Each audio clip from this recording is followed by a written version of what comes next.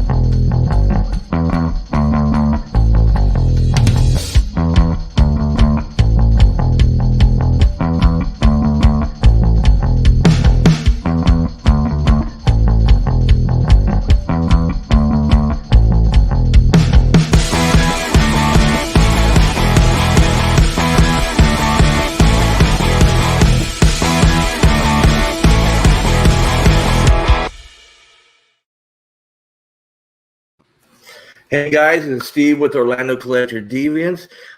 We are on Drinking with O.C.D. tonight with our special guest from Silverline Comics, Roland, Cat and Mouse Man.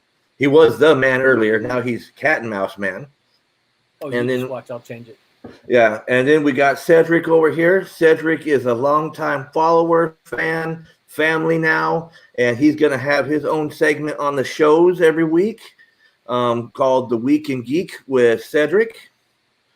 But as you guys don't know yet, because this is like the second show since we've come back, we are going to do Silverline Spotlight every month. Because on Silverline, Roland goes through and does a Silverline Spotlight for one of the people in Silverline. It just so happened that this month was Roland himself. That's right. So every month, whoever they're spotlighting, we're going to have on the show so we can spotlight them too, because they've graciously become one of our sponsors of the show. Woohoo! And that's one thing I didn't put up was the sponsors. So, Roland, if you want to introduce yourself, you got something cool that started this week. I'll let you give a little shout out to that. Okay, very cool. Well, thank you, sir. That was a sweet intro there. I love. Yes, it was. Yeah, I love the way I like the music. I like the way you mixed all the images in there, and I was like, wow, cool, yeah. Nice intro. I appreciate that. Yes, I am Roland Mann. I have been working in the comic book industry since the late 80s. I broke in as a writer, writing independent comics, even back in the late 80s. And then I was hired by Malibu Comics, and I moved out to California and became an editor with Malibu, where I edited things like Protectors, Dinosaurs for Hire, X-Mutants. And then that line was canceled, and then I shifted over to become an Ultraverse editor. And I edited about half the line. What's up, Gary? I edited about half of the line, and that included titles like Sludge, Mantra, Nightman, Strangers. That's all I can think of off the top of my head. And then Marvel bought the company, and then a year and a half later, they fired everybody. And so that's when I started Silverline as my own small press. And in the late 90s then, I published titles such as Switchblade, The Marauder. I published Switchblade, which I have all copies. One of my first works that I got from you. Yep, I remember. I actually even remember that. Not to put you on the spot, but someone wrote me a letter about Switchblade recently, and said something about seeing more, and they were talking about Cat and Mouse, and I asked them to go back and reread the first issue of the new volume of Cat and Mouse closely, looking for some hints, and that's all I'll give you for now. That's all I'll give you. Just look for some stuff. You Switchblade plans. So now I got to go back because I might have. You got to go back. Did me and you ever talk about it? Did I catch it before? I think we talked about it. Yes. Okay. Yeah. But so anyway, so I did that until the late 90s was a horrible time to be publishing comics, and I lost a lot of money. And then Now you said in the late 90s. Yes. So Yeah, early 90s were great. Early 90s, there was so much money going around. So maybe in that time period? No. That would have been about 88. Oh, okay. Yeah, that would have been about 10 years before. That was when comics were still booming right then. The Turtles, published in '86, kind of spearheaded an independent boom. And so we got in, me and the other guys in that picture were Stephen Butler and Mitch Bird, who were my collaborators for the first volume of Cat and Mouse. And so we kind of got in on that independent boom then, and that's kind of what really launched our careers.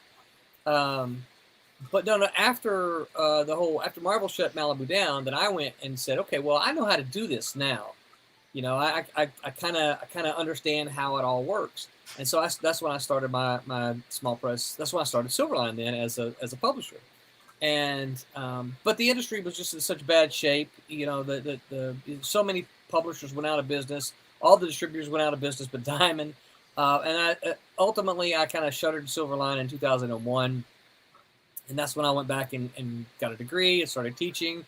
And then a few years later, I'm like, I miss comics. And so I started writing them again. And really have just kind of written them as time allowed, just kind of, whatever.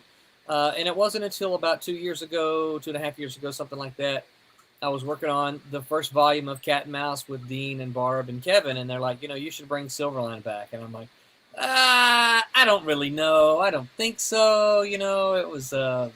I don't know. Well, see, and I know for the longest time you were fighting the urge if you wanted to go into it or not. We talked about that many times. Yes, we did. Yep, because you guys have known me since before I relaunched Silverline.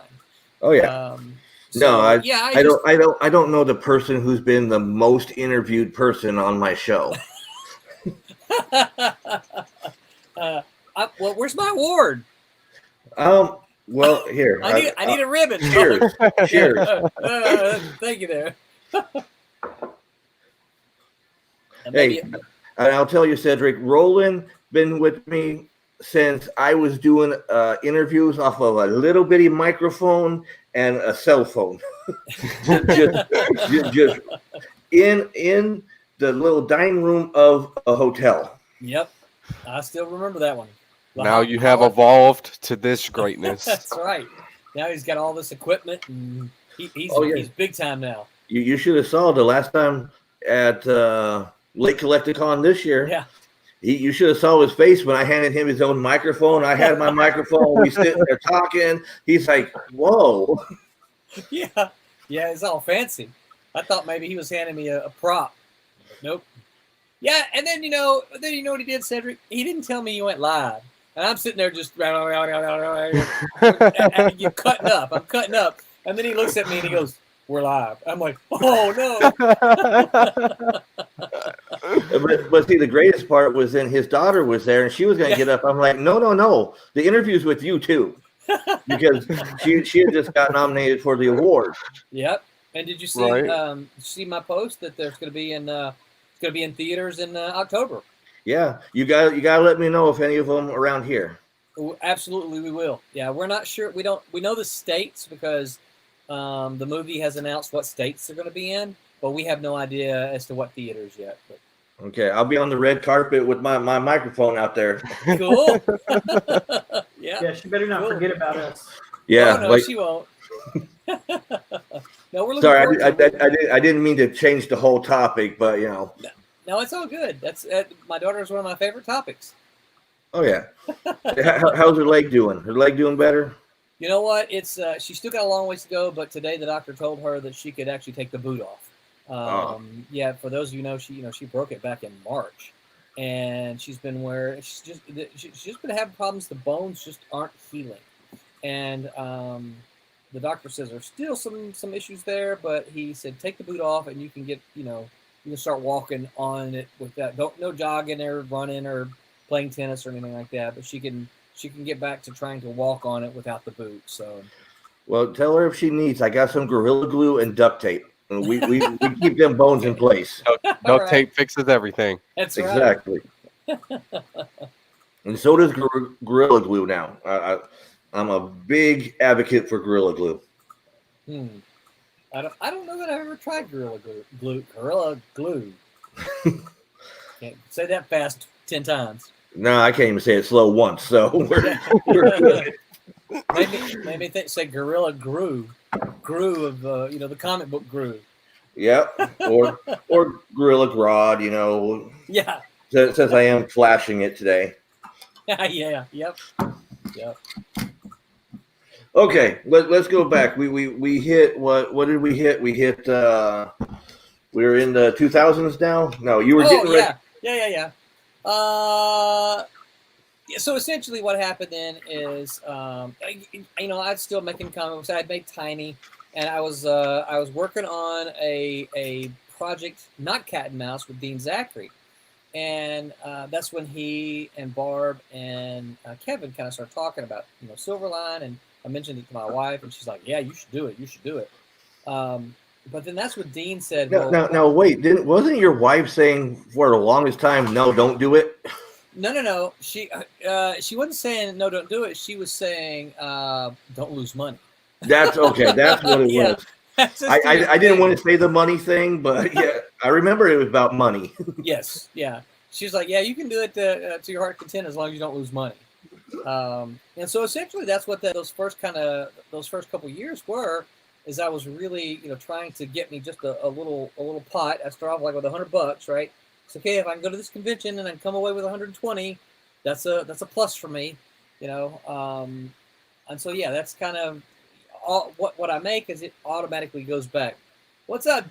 Hey Joe, what's up? Man, that one's for me, Roland. I got fans too. Jeez. Hey Joe, what's up? I saw Rosa and I read Roland. Right? Because he's almost got all the letters of Roland there, so I was seeing Roland. Just to make him feel better. Ah! Hey, Eileen, what's up? So you can have the next two. I at least get one. Okay, I don't got Cedric over there to be my one anymore. Now, see, John Martin is inker for Friar Rush, which just went out. So John is busy working on Friar Rush issue 2 now. So. Hopefully we'll get that thing moving on along and kickstart the second issue of that one. Now, see, I didn't put any pictures of Friar Rush up there because Well, I didn't write that one, so I'm still it's a whole Silverline spotlight, so I should have some of that up there because I got what was that Cyber Trash on the? I saw that, yeah. You'd like that one, Steve. Okay, that one's very much the basic. Cyber Trash in a nutshell is, if you remember comics in the 90s, they were all about women. A lot of them were about women with big boobs and big guns, right? And so R.A. Jones, who's got a lot of work for I've worked with R.A. Jones as far as with Silverline and at Malibu and with the Ultraverse. R.A. Jones said, "I want to do this book that's making fun of all of those." So Cyber Trash and the Dog is a comic book that makes fun of all of the big boob, big guns comic books of the 90s. Well, you're going to have to look through your little stash in your back and let me borrow it at some point. You mean the Silverline books? Well, the Cyber Trash one. Because I know Cedric, he has a whole stash. He usually carries around in his car so he can show you. Of all his books. Well, so so reality is, as far as the Silverline books go, okay, I have 2 copies of everything. For some of them, that's all I have. Like for Cyber Trash, that's all I have. I just have 2 copies. I call those my library copies, right? I just have. So I can check it out. Well, what we're going to do is, in what we're doing, and I think I've talked to you about this before. All of the older stuff that was published in the 90s, and even stuff that Silverline published as a packager in the early 90s. Excuse me. We are taking that and we're scanning those, we're cleaning them up, and we're coloring them, and then we're going for most of them. There may be a couple that we don't color, but we're going to color them and we're going to reissue them. And Curtis Fujita who is Silverline, and he's going to kill me for not remembering his exact title. He's coming up with a plan called Silverline Remix that is really, really, really cool. So we're still working on that, but yeah, we hope to kind of yeah. That's my wall of originals back here. That's right. For all the new people. I remember when it was just like 2 or 3. Yep. And I got all my favorites back here. Nice. So you remember the Friar Rush cover that had Seraph on the front, the girl with all the in front of the stained glass? Yeah. That was John. John did that cover. He penciled and inked that cover, and then Mickey colored it. Mickey Fawcett. Yeah. So shoot, I forgot what I was saying now. Yeah. Well, John, Steve just told me he's got one. He's got one on the way from this Kickstarter. Oh yeah. Yep. So. Well, I got a couple others from Kickstarters that still kind of waiting. The whole COVID put a damper on. Oh, from Kalis. Now you got the Aaron. Did you Punisher, right? Yeah, but I haven't received it yet. I gotta check that then because that's been sent. Okay. So yeah, that's been sent. I need to go in and if you or Trish can remember, send me an email and I'll go track it down. Okay. Because all of the I literally have Steve. I have 2 packages for Friar Rush, and here's one of them. I won't show you the name, but here's one of them. I can't send it out because they hadn't sent me their address, right? And then the other one is a box going to one of the artists who has not sent me his address either. So I won't. Yeah. So I've got just two packages to send out for Friar Rush and everything out. Friar Rush and Bloodline, and everything else is already gone. So I will definitely check on it though, because I would have actually expected that you had it by now. Yeah, and I'm sorry I don't worry too much. Yeah. Well, you don't want to find me, so I know the whole COVID thing has screwed up a lot of things, and I said the whole C19 stuff has screwed up. Well, I don't call it COVID, and my family laughs at me. I think partly because they're just trying to humor me, and when I say it like kind of out in around, people kind of look at me like, "Did you really just say that?" I just call it the plague.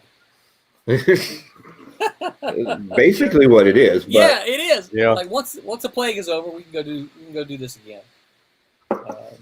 I just like calling it the C19. It sounds cooler. It does sound cooler. But my son calls it the Rona. The Rona. So did you see what I found? And I kind of threw it up real quick. Yep. Sweet. That's Jake from Jake McGlover from Friar Rush, one of the main characters. So it's one of those. So John actually, the story behind John. So it's a cool story, kind of how John got to work for Silverline. So I was in Memphis. This is I guess last year. No, let's see. I don't know when this would have been. I guess probably around summer, sometime summer last fall maybe of last year. And I was doing a show in Memphis with Dean Zachary. And of course, Mitch Faust was also there, and John was there. And I had not met John, and Dean introduced me to John and showed me his work. And Dean and I were talking. He's like, we need an inker for this project. He said, John's pretty good. You need to go check out his ink. And so I had kind of moseyed down to John's table and said, hey, talk to him a little bit, and see what kind of guy he was and all that kind of stuff. And then I kind of started flipping through his inks and asking him about it. And then 2 years ago in November, okay, wow, that long. 2 years ago in November, time flies. Well, it's the plague. The plague has messed everything up. So we actually I didn't have pages, but we actually offered, and I can't remember if I had photocopies or digital stuff or whatever, but we actually offered John, or asked John if he wanted to ink the 3-issue miniseries Fire Rush in Memphis. So that's when John joined the Silverline team. That's cool. So Yeah, when is he going to be on your spotlight? When is John going to be in the spotlight? Yeah, I'm going to put you on the spot. See, I'm going to put you on the spot. Dude, I don't know who the spotlight is for next month yet. Are you kidding me? Yeah, we called him Prince Voltan. Because if you could see from his little picture there when it pops up, he's the dude on the right there. Yeah. You put some wings on him, and he looks just like in a little helmet. He looks just like Voltan from Flash Gordon. Okay, I can see it. That's awesome. We tried to get him to there was a Voltan-ish costume. They had a little gold bra kind of thing. We're like, John, get the little gold bra and put it on. He's like, I ain't wearing no gold bra. So Roland. Yes. You need to get a picture, Photoshop, put it all on Photoshop. Yeah. Well, we snagged a for the Silverline streams. I had Brett. Brett's kind of my behind the scenes producer guy. I had Brett go find a picture of Brian Blessed, who was the guy who played Brett Larson. No, Brian Blessed. No, you said Brett was behind the scenes. So no, that's Brent Larson. Brett Mann. Okay. Is my son. Oh, okay. Yeah, I know. I'm sorry. I'm. No, sometimes you don't hear the ends. My son Brett is the behind the scenes guy, and so I told him, I said, "Hey, go get a picture of Brian Blessed as Voltan," and I said, "Use this picture then of John." And when John starts talking, and when he brings something, pop them both up at the same time. So yeah, you see John. That's pretty much John's reaction every time. Now talking about Roland's son, he's also Red Rider on Twitch, by the way. Yes, yeah, and he's actually also streaming right now as well. He's streaming PUBG. Yeah, I saw it come across my phone. Oh, Red Rider's streaming. Okay. Yep. Well, they're in competitions this week. They had because he's actually competing in two. I don't know, for lack of a better word, because I'm still trying to figure out all of the online gaming and stuff. But for lack of a better word, they're in tournaments is what they're doing. Yeah, and probably. Yeah, and so they're playing in 2 tournaments right now, but they're down a player. They've got 3 players, and they're supposed to be 4. So in the tournaments, they're trying out while they're playing in the tournaments, they're trying out fourths. And yeah, so it's been kind of interesting hearing him talk about the pros and cons of the various fourths that they've tried out. Because I think tonight they're playing with well, tonight's not a tournament. Owen! What's up, Owen? Hey, Owen, how's it going? See, I love how animated Roland is. He makes it. This is why you're the most interviewed person, because you make the interview. I don't got to say a word. I mean, it's just like all your advertising for the Kickstarter, like the whole, and I just love, I love all of it. And I'm going to show, I'm going to, I appreciate that. I'm going to do that video right now. So for 2 minutes, everybody's going to kind of sit there, but I love this video. And you can just show that you love selling what you do. So here. Hello, Facebook Live. I'm excited to show you something. Hey, dude, you want to see something? I do. You have something to show me? Yeah, I got something in the back of the car. You want to buy something? Let's look. What is it? What could it be? You see any top? Nobody. What do you got? Don't tell nobody. Y'all don't tell nobody either, right?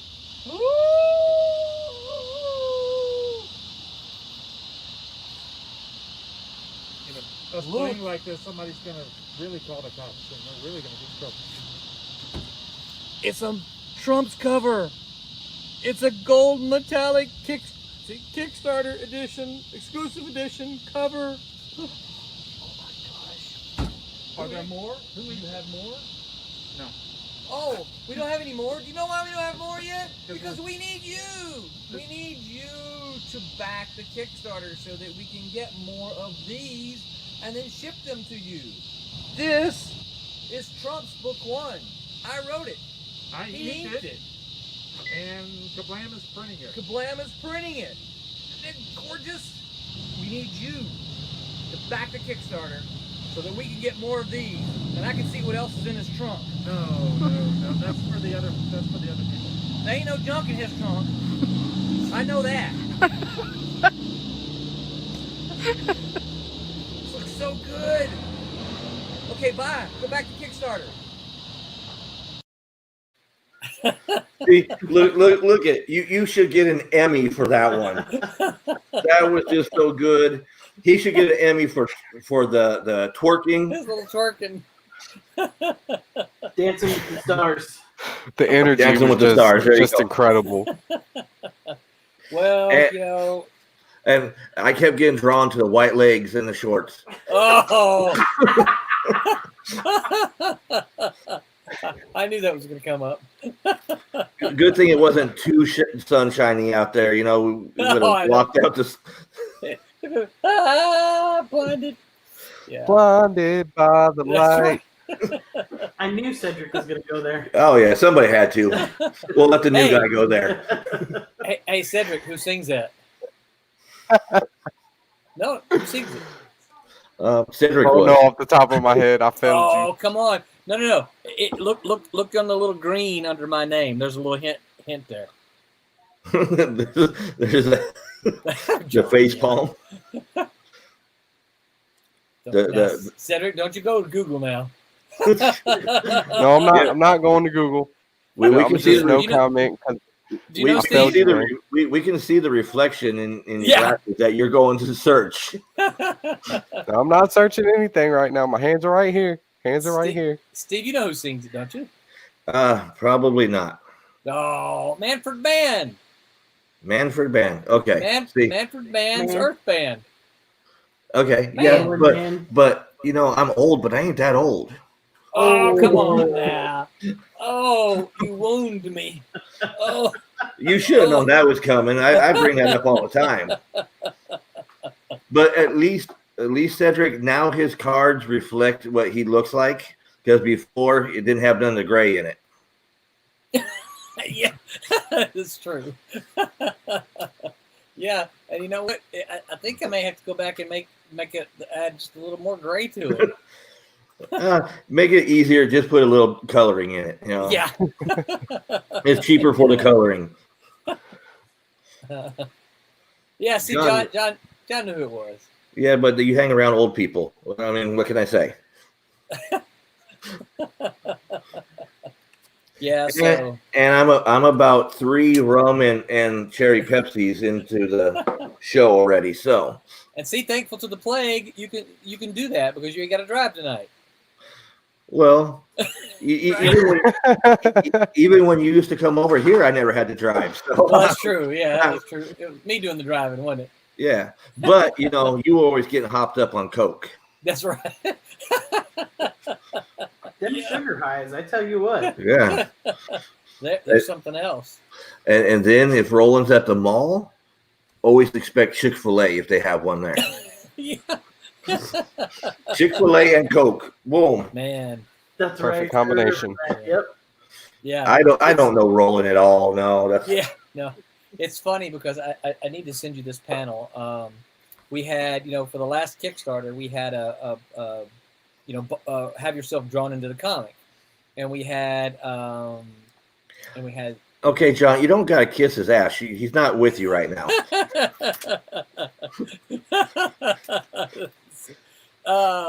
Anyway, so there's a panel that one of the guys that we put in that got this tier.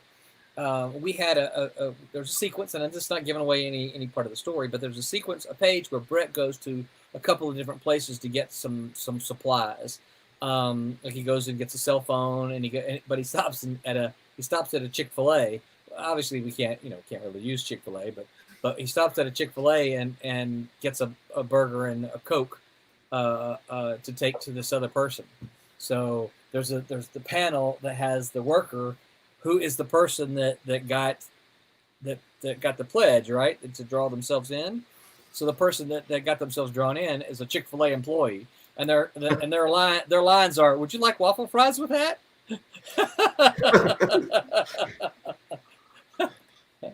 See, Cedric, I'm trying to get drawn into one of his comics, but I'm going to be the fat hobo in the back that you only see the foot. We talked about this. And I'm going to go around everybody. You see that foot? That's me. Yeah. So I got my pages here. I'm trying to remember what page it was. I think I have. Oh yeah, I got a black and white that I can show you. Yeah. So you won't get to see it in color, but you will get to see just the panel. Right there. See, he's saying, "Would you like waffle fries with that?" My pleasure. That's awesome. And there's a little, if you look just above the cash register, there's like a little chicken-looking thing. That's funny. Where's the lemonade, though? I don't see the lemonade. Jeez. Oh, it's probably in the back. It's off panel, right? Okay. And see, there's the other guy. He's buying a cell phone there. He's grumpy. Yeah, he looks like he had a bad day. Yeah. Yeah. Did you hear Trish must be at Walmart? Yeah, right. So yeah, I hold the black and white proofs here in my hand, which is, as you know, we do the. Oops, I got these. Well, I'll fix later. We always do the retros. People tend to like the retros. I like the retros. I think I like doing the retro covers more than the rest of it. And usually that's always the tier I do is the retros. Mm-hmm. But here lately, I've been going up to get the artwork. That's right, the sweet stuff. Yeah, because I'm all about the artwork. I know that. it. Yep. You see my house and everything, so I'm about the artwork and. Well, and even when I don't know that when I first met you, but after we kind of got to know each other, every time you came up, you're like, "Hey man, look at this artwork I got. Look at this Punisher I got this person to do, right?" Yep. Start calling you the art man. Well, you can ask Roland. Every time I get something new where I can have a commission, it's always a Punisher because I want everybody's variation of their version of Punisher. Yeah, that's cool. Because cool. Every artist has a different vision of the character. So yeah. I like getting all the different visions, Yeah. Yeah. And Oven gets all the covers. Woohoo! Yeah. He's the cover guy. Yeah, Oven is funny. I talked to him. Actually, I met Oven at Infinity down in Infinity. Louis show. Okay, Infinity Toy and Comic Con. Yeah. Louis show. Which one? The one in Orlando or the one in Kissimmee? The one in Kissimmee. Okay. So, and we talked before, and I remember the next time I saw him, I think, and Oven can probably correct me here. He had backed a Kickstarter, and I saw him, and I had those books, not the Kickstarter covers, obviously, but I had the books with me. And he said, "I want to get one of those." And I said, "Well, Oven, you already got this one, man. This is one of the ones that you got." Because I didn't want him to go home with it and think, "Oh, well, I already got this book," So hey, dude, this is what it was on the Kickstarter. Okay. Yeah. Open. I'm gonna interrupt you real quick. Did I meet you there? Because I was set up there. Yeah, you were. It's the only place I ever had a table. That's right. Yeah. Is it the only place you ever had a table? Yep. Oh yeah. We don't do tables. We only do tables with Louis. Yeah. Because I think that's when John Crowler and I sat down, and or John crashed our party. Yep, because it was Marcus. I started with Marcus, and you came over. Yeah. And then John came over, and we ended the whole weekend with an awesome segment. Yes. Yeah. That was a lot of fun. Anyway, long story short, Back to Oven. Sorry, Oven was asked. He was gonna buy a book, and woohoo! That's Tom. That's right. Gotta have all the info. Oh wow! I know. I hadn't. December 12th. That's this year. Yeah, that's this year. I hadn't came to that one yet. So is that still Louis' show, or is yeah, that it's still Louis' show. He's doing, since he didn't have the August show, he's gonna do a holiday show. Oh, in December, because he's upset and he wants to do a show, so he's gonna do that show. I'm gonna have to. That's the 12th, wasn't it? Yep. It was. We put it back up for Roland. Yeah, I'm making a note here. Tom's just trying to steal my shtick. He's trying to take my shtick too, because I hadn't even got to there yet. I'll have to reach out to. I love you, Tom. I love you, Tom. Anything for you.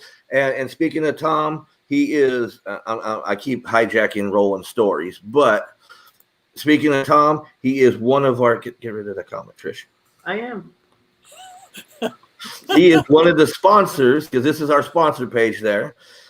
The Daytona Beach Comic Convention is one of the sponsors for this show. Cool. And as you see over on the other side, you got Silverline is one of the sponsors. Yeah. Well, we're all upset and ready to do a show. Tom's show, the Daytona show, has pretty much become the Silverline home show. I missed it last. I had it set up to interview the whole crew, and I had to work that weekend. Well, and we had this year. We had it set where we're going to have another 1, 2, 3, 4, 5, about 6 of us there. But the plague. I'm hoping that we can work with Tom and just do what we were planning to do in 2020, do it in 21, and we'll just have even more books. That's the beauty of it. We'll just have more comics. But speaking about next year and Tom's show, somebody's going to be guest in the land. That's right. So, I'm prepared. I just wasn't prepared for Tom to come on and steal my thunder. But. Yeah. Yeah. It was the Daytona in 19 was a lot of fun. We met a lot of people there. Like I said, I'd have to sit and count. Silverline was there. That's when we debuted our T-shirts, the red T-shirts that you've seen me in. We were. Remember the pictures in the intro? A lot of those were from that show. Yes. Yep.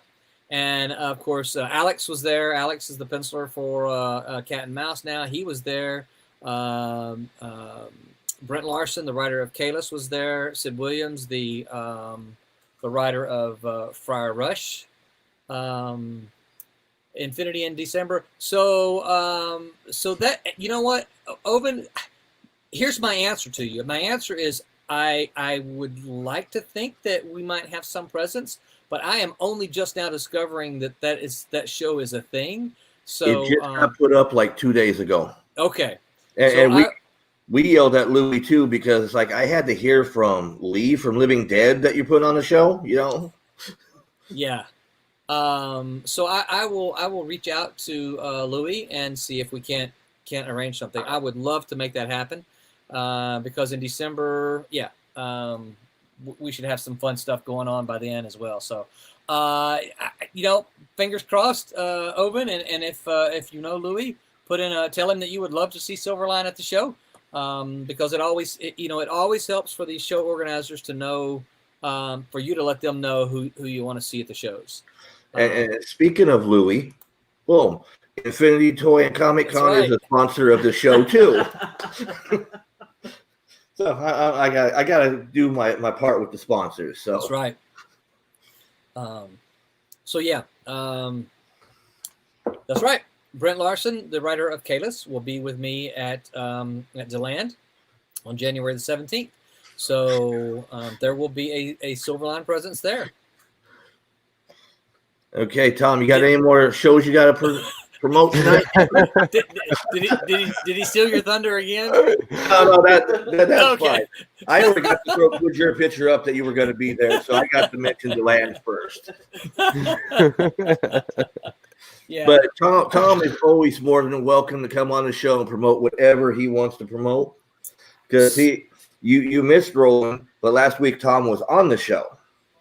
Yeah. Oh, okay. Well, yeah. I got to go back and see it for sure now. Because I had. Trish got it. Yeah. Trish got it. Oh yeah, I know. I love you, He has to go see it because Tom was on it. Exactly. Well, Cedric already said he had to go watch it a second time for Deadpool. Yeah, I heard that too. You know, so hey, as long as somebody's watching the show, I don't care why. You know. Well, Tom is one of my my absolute favorite people here in Florida as far as fandom. That's it for now. As far as fandom goes, he puts on a great show. I told Tom after the first time I ever did a Daytona show. Okay, so I won't mention them by name because I don't know. I don't know. I just won't do it. But there's a big show here in Orlando, and I went to that show a couple of times when I first moved down here. And then there's Tom's show in Daytona Beach, right? First time I ever went to Daytona Beach, I was flabbergasted because I was like, wow, there are more comic books here in Daytona than there are at the big show in Orlando. And that big show is MegaCon, by the way. Yes, it is. I don't care. I have no filter. Yeah, he was there, John, but nobody cares. But they only care about you, Tom. You know that. But yeah, I'll call it out. MegaCon, you know. Yep. Yeah. I know. Now I heard that like last year they had more comics. I didn't go last year, so I can't speak to it. We went one day, and that's because Louis made us go. Yep. Yeah. Because of course, with MegaCon, we're not true press, so. Hey, go ahead and give us do your show, but make sure you pay to get in, and all that. But you're not true press, but still do what you want to do. Hey, listen, here's my I have a problem with Tom's show, and it's a personal problem. I understand that, and I know Tom's listening, but here's my problem. My problem is. You know what? I love comics. I love making comics. That's not a problem. I like doing that. But my problem is I like shopping too. And the problem with Daytona is there are so many comics there, but I'm at Silverline, and it's hard for me to say, oh, I want to go over and visit that booth right there that has all those comic books, And so it's difficult for me to I manage it, but it's difficult for me to slip away sometimes and go do some shopping. I believe it. But here's the thing, and you can do this, Roland, because we're usually at the show. Yeah. Hey, Steve, can you come sit over here for a minute? I want to go check this out. Yeah. Yes. Because many people do that with us. We're not only press, we're seat warmers. Yeah. Never knew O.C.D. was going to be a popular bathroom breaker. Well, and I would imagine, I'm just guessing here, I would imagine because you're on your feet most of your day, the occasional, button chairs for a few minutes is a welcome. Hey, but you know what? I sell for whoever is sitting there going to the bathroom or going to go look at something. I sell the heck out of their product. So John, I'm sorry. You put them up on the screen. You can't expect me not to read them. No, read it. Yeah. So John's, it sounds like Tom should have a big Silverline table. John, he did. We did have a big Silverline table. It was in like 2 or 3 tables from the pictures, right? And well, it was. Let me 1, 2, 3, 4, 5. We had 5 tables. We were on an end. Like I said, one table for each comic they have. Sorry. That's okay. We had, we had, let's see, 1, 2, 3, 4. I think we had, it was either 4 or 5. Because we had Alex as the artist. We had him, spread out all on one table. We had, and then we had all of our comics on another table. and maybe a table and a half. And then we had, because we had some, oh, you know what? I just found them too. I found one. I have one set Okay, left. you only had No. 2 tables, man. Look at Tom's calling you out. You only had 2. No, I had more than 2 tables. You look at the pictures. You can tell I got more than 2 tables. It may have just been 4. You know what? I don't remember. But look at the pictures, doggone it. But no, what I was going to say, we actually printed up Daytona Beach Comic Con specials. See, I don't know. Can you see that? Yeah. Yep. We put in. Oh, he's saying 5 to 6 tables. Okay. No, your Harley one's up there. I think we had 5. So see, there's this one. There's this one, there's this one, and there's this one. How come they're all 14? Well, because people wanted to buy it when they bought the set. They wanted to buy the same numbers. I can't figure out where my camera is. So we had Bloodline, and this was before the Kickstarter. This was a very special black and white edition. And then we had Sniper and Rook, which we are also busy coloring that one. And then we had Cat and Mouse #2, and this was our convention cover. You might not have seen this cover. Nope, I didn't get to see that one. Yeah. And then Kalis 2. Kurt's having to have a real job. I'm sorry, this is Kalis 1. Yeah. So yeah, we did Daytona Beach comic specials for the show, and it was fun. It was a lot of fun. We had the they were all numbered, and we signed them when folks would come up. So. But yeah, so to go back to John, this is a really long way to answer this one question. To go back to John's statement is that we were all set to do the same thing again in 2020, but the plague hit. And so I'm not sure what 2021 is going to be, but probably I can't imagine that something would be different. So I am looking forward to a return to Daytona in 2021. Oh, I'm going to push that one up. Typical Roland. What does that mean? what does that mean? I know what that means. I don't know what that means. But see, here's the thing. It's typical Roland, but I'd have him no other way. Right? Yeah. So, long answer. Oh, yeah. Okay. Yeah. Duh. But yeah, we had a blast. But John, with his long answers, we get into 2 or 3 more stories that are really entertaining. kind of like how me and Roland talk. We're talking here, then we go over here, then we circle back around. Yes, that's right. We'll eventually come back to what we're talking about. Yeah. Looks like I got a blood vessel in my head here. And look, Cedric's here too. Hey, Cedric, how you doing? Yeah, I'm just here listening. Sorry, man. You got to jump in, dude. Did Ashley find her Harley cup or whatever? Oh no, she's been looking for a Harley shot glass, and I have no idea where it's at. Just disappeared. Okay, so I just wanted to make sure she got her Harley thing. So now we know what the baby's quiet. No, I said that. No, he went to his grandma's. Yeah. So. That does help. No, because when they come back from grandma's, that's when they're even worse. Yeah. Grandma hypes them up on sugar and cartoons and everything and say, go back to mom and dad. Preparing for the storm. Yeah. Yep. Okay, so we're back to John. I like John. When can I have John on the show?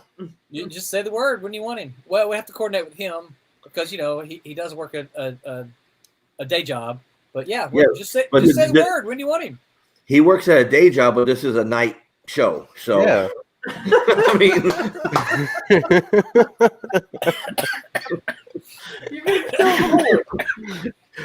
I can't go rolling on live. Okay, so talk about getting views.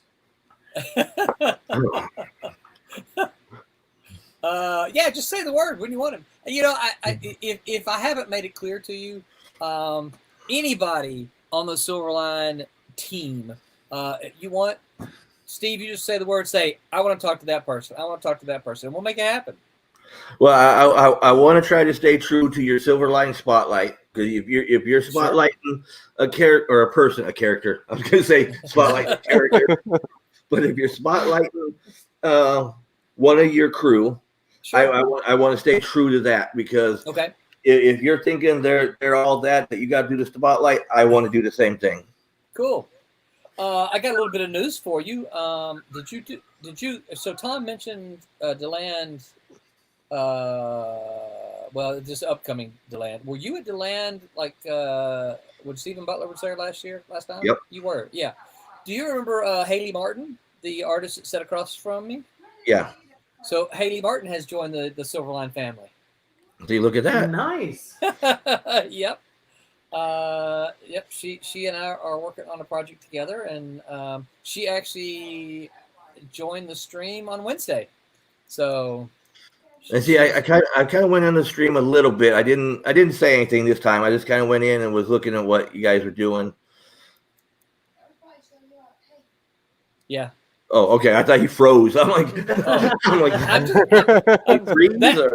that's my I'm listening to you face. Well, see, last week when Tom did that meant he froze and we were waiting for it to refresh. No, I can do it pretty good. I can go. Dude, look at that. Sweet. Yeah. Yep. That's got to be a sweet. Has to be about Haley Martin. So. Yeah. Or you're talking about you. You know, you're sweet. I am sweet. Okay, so here in a couple minutes, we're going to introduce Cedric's new segment. He's going to be doing every week, and this is going to be his inaugural show. And I kind of, just so you know, Roland, I kind of just threw him in the fire. I didn't ask him if he wanted to be on the show. I told him he was going to be on the show. Yeah. That he needed to come up with a segment by Thursday. Oh. So how much time did you give him? He had the segment the same night he asked him. Oh man, before I even finished the sentence, he's like, "I'm going to talk about this and this and this and this." I'm like, "Well, I'm going to start you off small and then we'll grow it." You know. Cool. I can't wait to hear it. So if you want to take a break, breather, if you need to use the restroom real quick, we will start Cedric's segment real quick. Okay, sounds good. That work? That work for you? Go ahead. I even made him his own intro, so you got to at least stick around for that. Yeah, I got to hear the intro. Okay. All righty.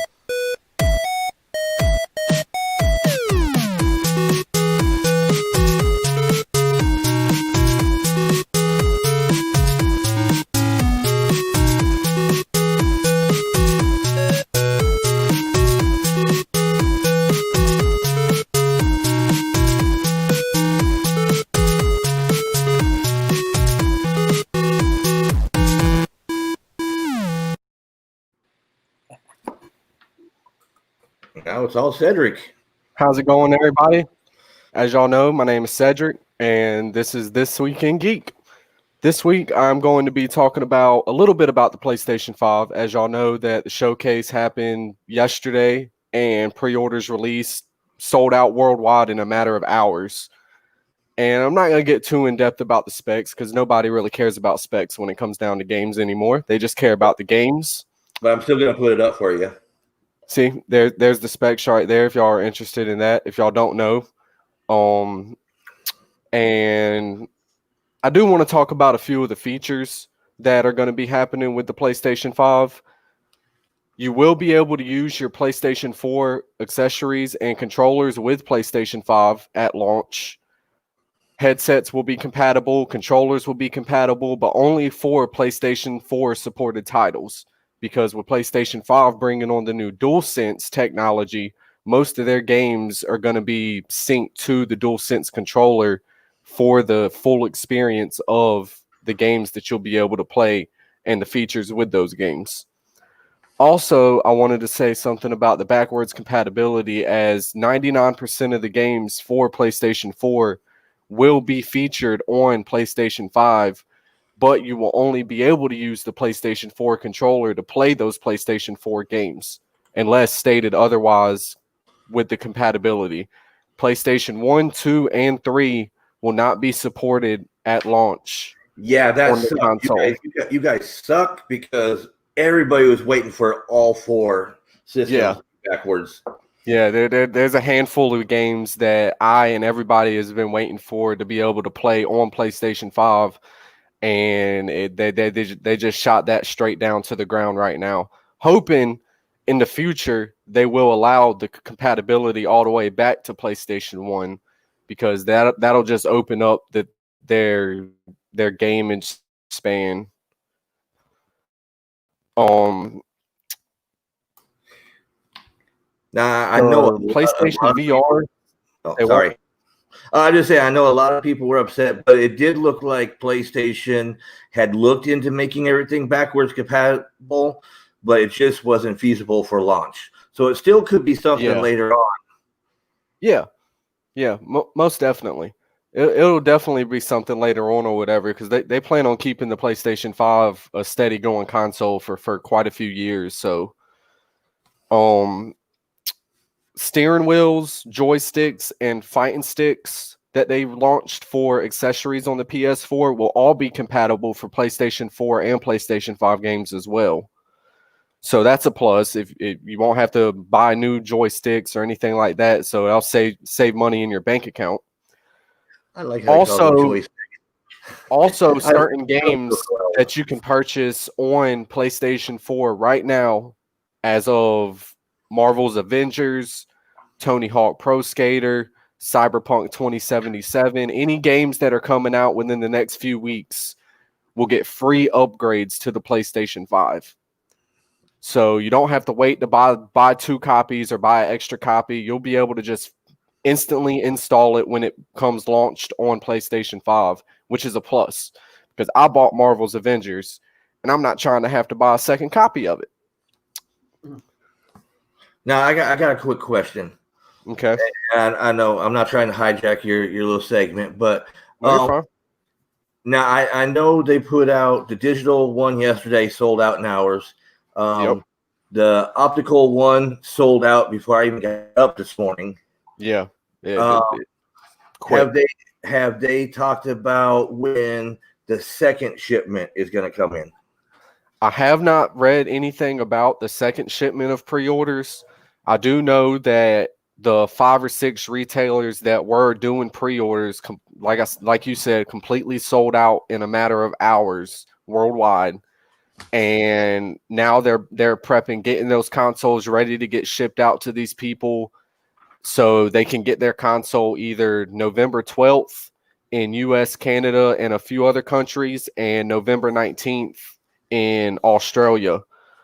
So I'm hoping that they do release another pre-order time frame between now and the beginning of November, because that's about a month and a half away.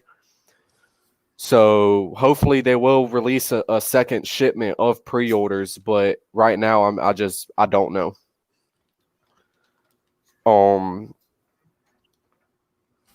The prices are fairly reasonable for the 2 different versions. I mean, $400 for the digital, $500 for the optical version of the console. If you prefer hard copies, I prefer hard copies.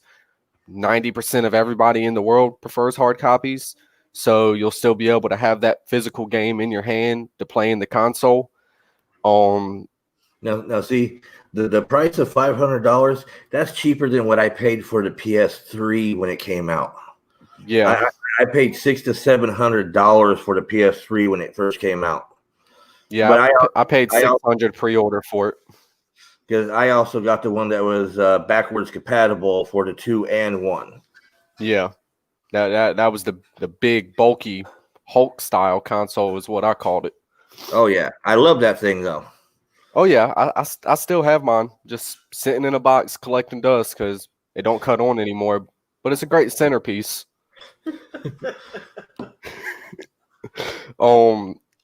There are quite a few launch exclusives that are going to be coming out for PlayStation 5. Like, they did reveal God of War Ragnarok.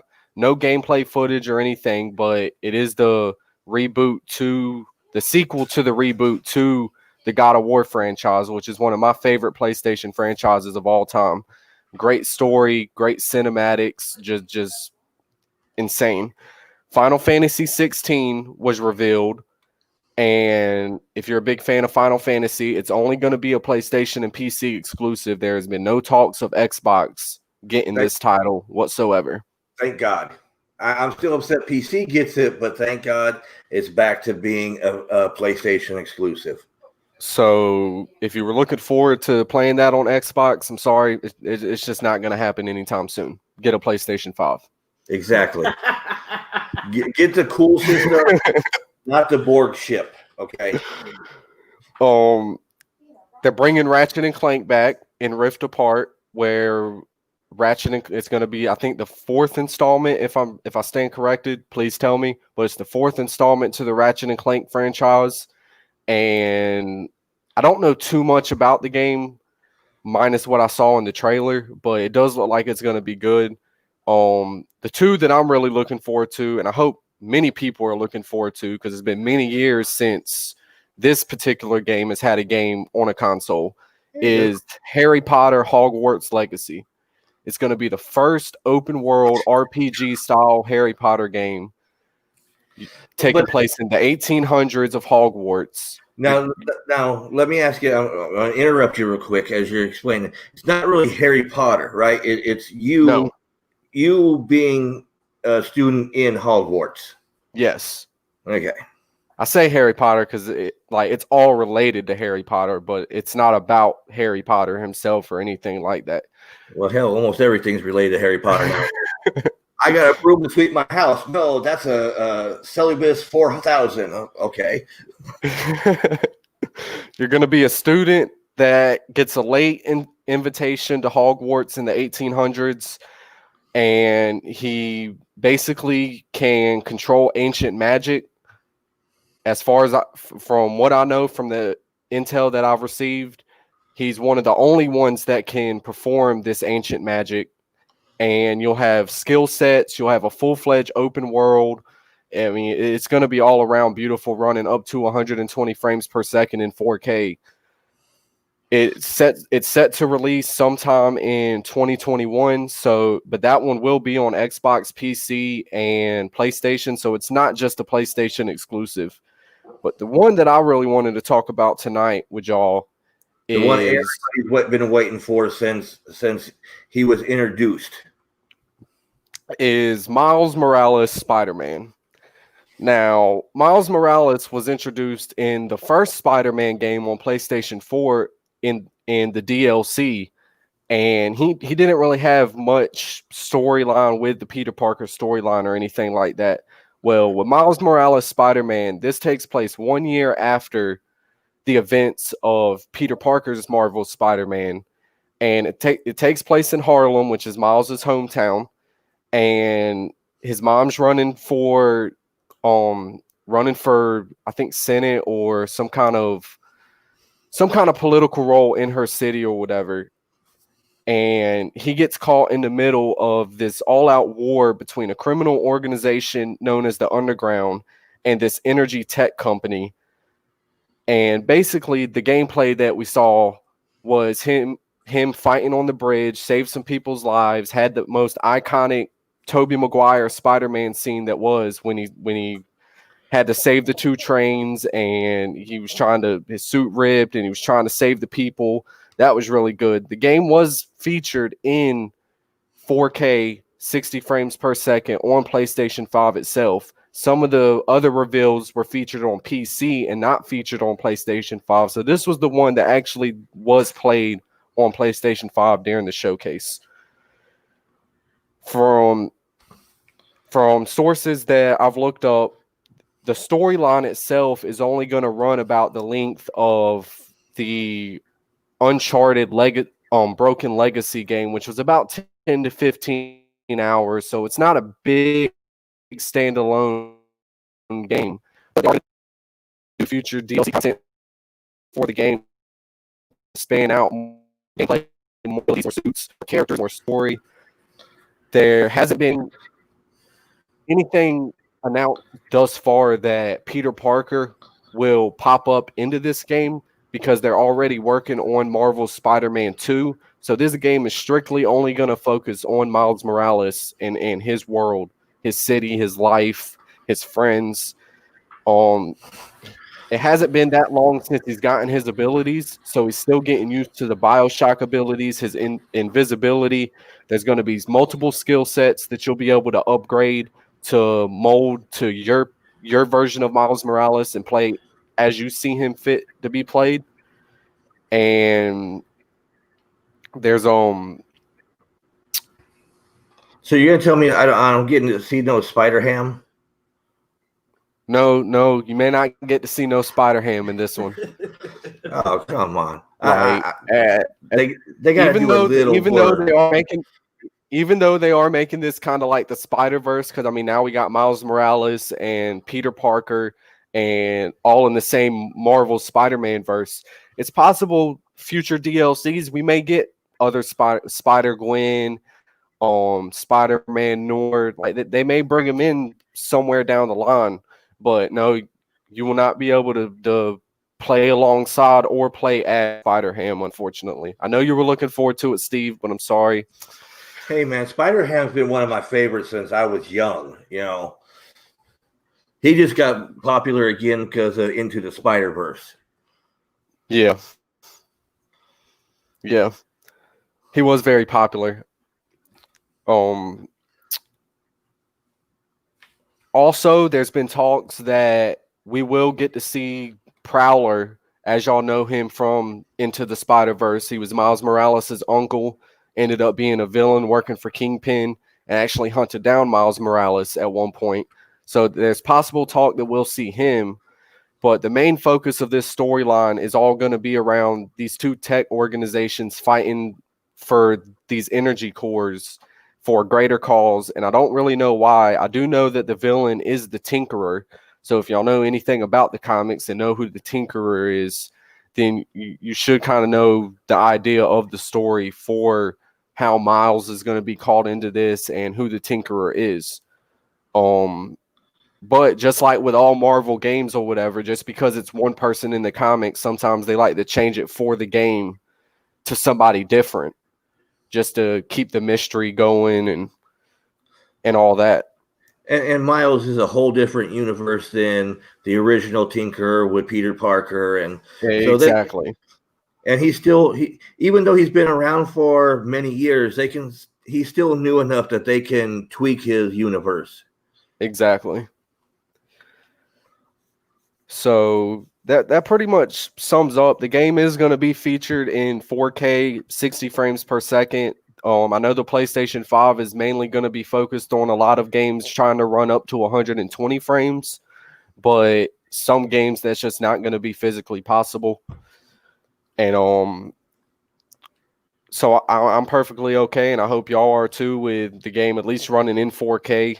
As y'all saw in the gameplay trailer, it looked phenomenal. I mean, the game just looked absolutely beautiful all the way around. The scenery, the reflections in the mirror of the stores he was walking by, you could actually see his facial features through the mirror. Like it was just incredible. I was kind of hoping for. You got some cool art on your wall, man. Thank you, Tom. I appreciate it. It's not all of it. Still doing some rearranging and all that. The Mew painting, actually, my wife painted that, and I stuck it on my wall because she did a really good job at that. I was gonna say your wall looked a lot different last night than it does today. Yeah, last night I was turned around the other way. Tonight I wanted my art. I wanted to compete with your art wall, even though I lost in the art battle with Steve. I still wanted to compete with it. Well, I'm going to tell you the one thing that Troy from Previews World Weekly told me. You got the most important thing you need to do whenever you're streaming. You have to have a good backdrop, and you got a good backdrop right there. I appreciate that, Steve. I like it myself. I felt like I did a pretty good job.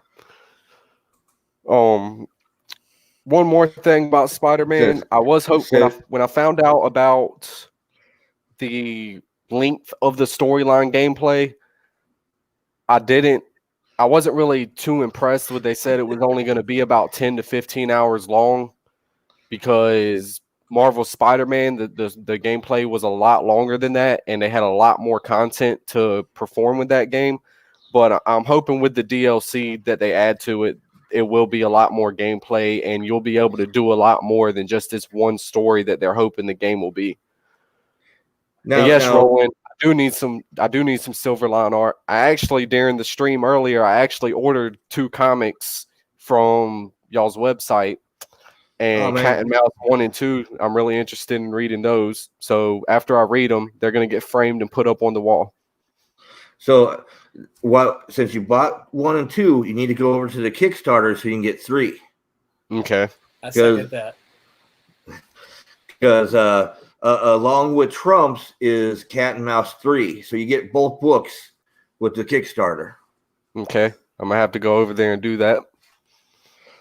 Now back to Miles, and correct me if I'm wrong.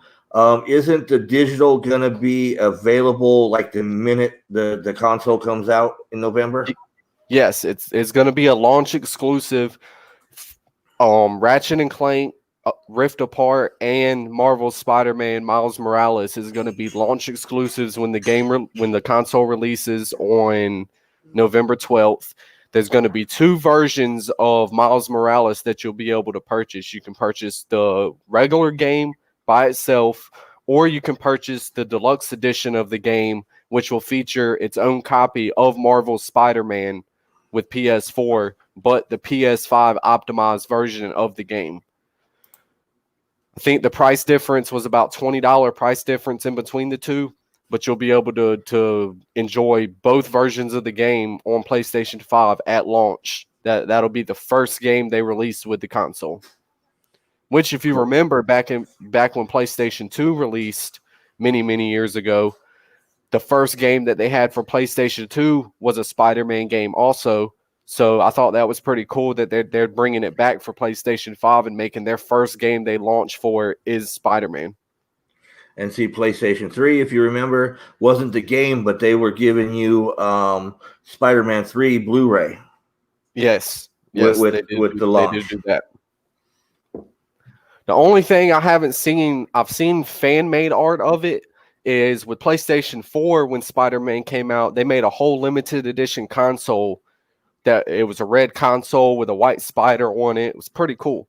Yeah. Haven't seen anything about them doing that with PlayStation 5 for Miles Morales. I've seen some fan art of a Miles Morales console, but I really hope that they do because that'll be the PlayStation 5 that I want to get. I just don't like the white look to it. I like mine having some kind of designs and detail to it. But regardless, I'll still be purchasing one. My PS4 is the Batman Arkham version. That was my first PS4. I tried getting that one when it came out, and it sold out quick. Yeah, I couldn't find it anywhere. I went to Walmart, Target, Best Buy, online, eBay. I couldn't find it anywhere. Dude, I had to pre-order it like 3 months in advance. That's how much, and I wanted that so bad. Oh, I bet. I still got it. It still work? Yeah, it still work. That's good. Everything. That's good. Did that one come with a limited edition controller with it, or? Yeah, it did, but it was such an. I mean, it was just silver or like gray and black. It wasn't anything. Oh my God! You know, it's not like the Call of Duty controllers or anything like that. Yeah, got you there. But I mean, that pretty much sums up what I wanted to talk about the PlayStation 5 tonight and cover a little bit about Miles Morales, since that is the most anticipated PlayStation 5 game right now. Like I said, November 12th, it launches in USA and Canada. November 19th, Australia and overseas. So, I mean, if y'all want, go ahead and try to get y'all a reserved copy of a PlayStation 5. Yeah, have if fun. You can get the pre-order, have fun with that. There's some people selling them on eBay for over $1,000 right now, and I'm not that gullible for it. Oh no, I'll wait till the second string. But that pretty much covers this week in Geek with Cedric on PlayStation 5. Next week, I got something very special. We got 1 month away from a very, very great show that's about to return for its second season. So I plan on covering everything that there is to know about that next week. Okay. And I'm gonna have a good discussion with you about that. and I'm gonna have a little special guest on the show, and he's No, already he's here. not. He popped in for a visit, He did. and he's gonna be riding shotgun with me on next week's This Week in Geek. So he's ready for it. He's super excited. He's been sitting here staring at me the whole time, waiting for me to announce him to the world. So, Okay. I appreciate all y'all streaming in tonight, and I appreciate Steve having me on the show. This is going to be a good ride. I can't wait. This is the way. This is the only way. Okay, so we're gonna end your little segment because I knew what you were talking about. So let's give them a little preview of some of the games that are coming out for the PS5. Let's do it. All right.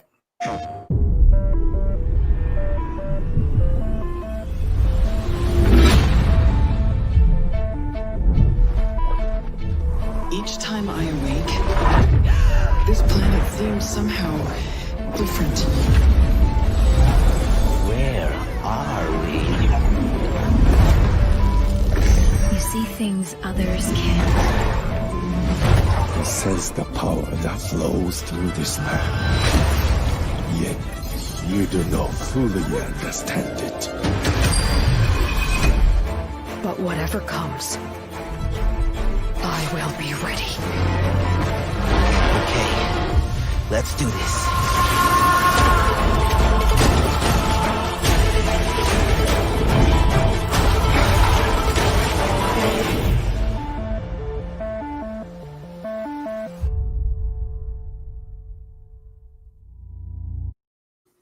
And now we're back. Let's see. Roland is still muted, so that's the best part of Roland.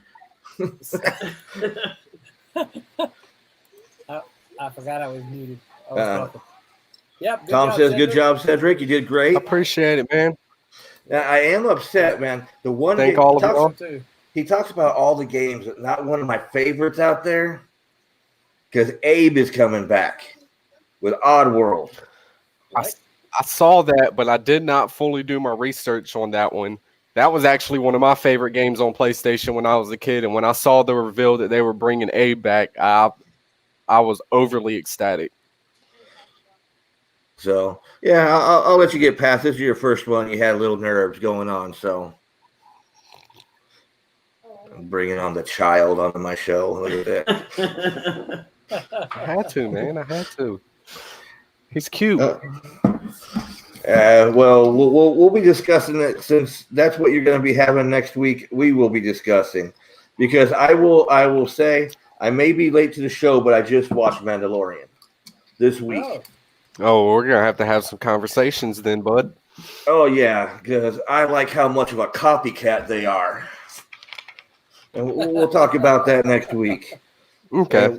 And we'll see how good your sci-fi shows are, and if you can see the relationship that I saw Okay. to where they took the storyline from. What about you, Roland? Check out the Kickstarter, man.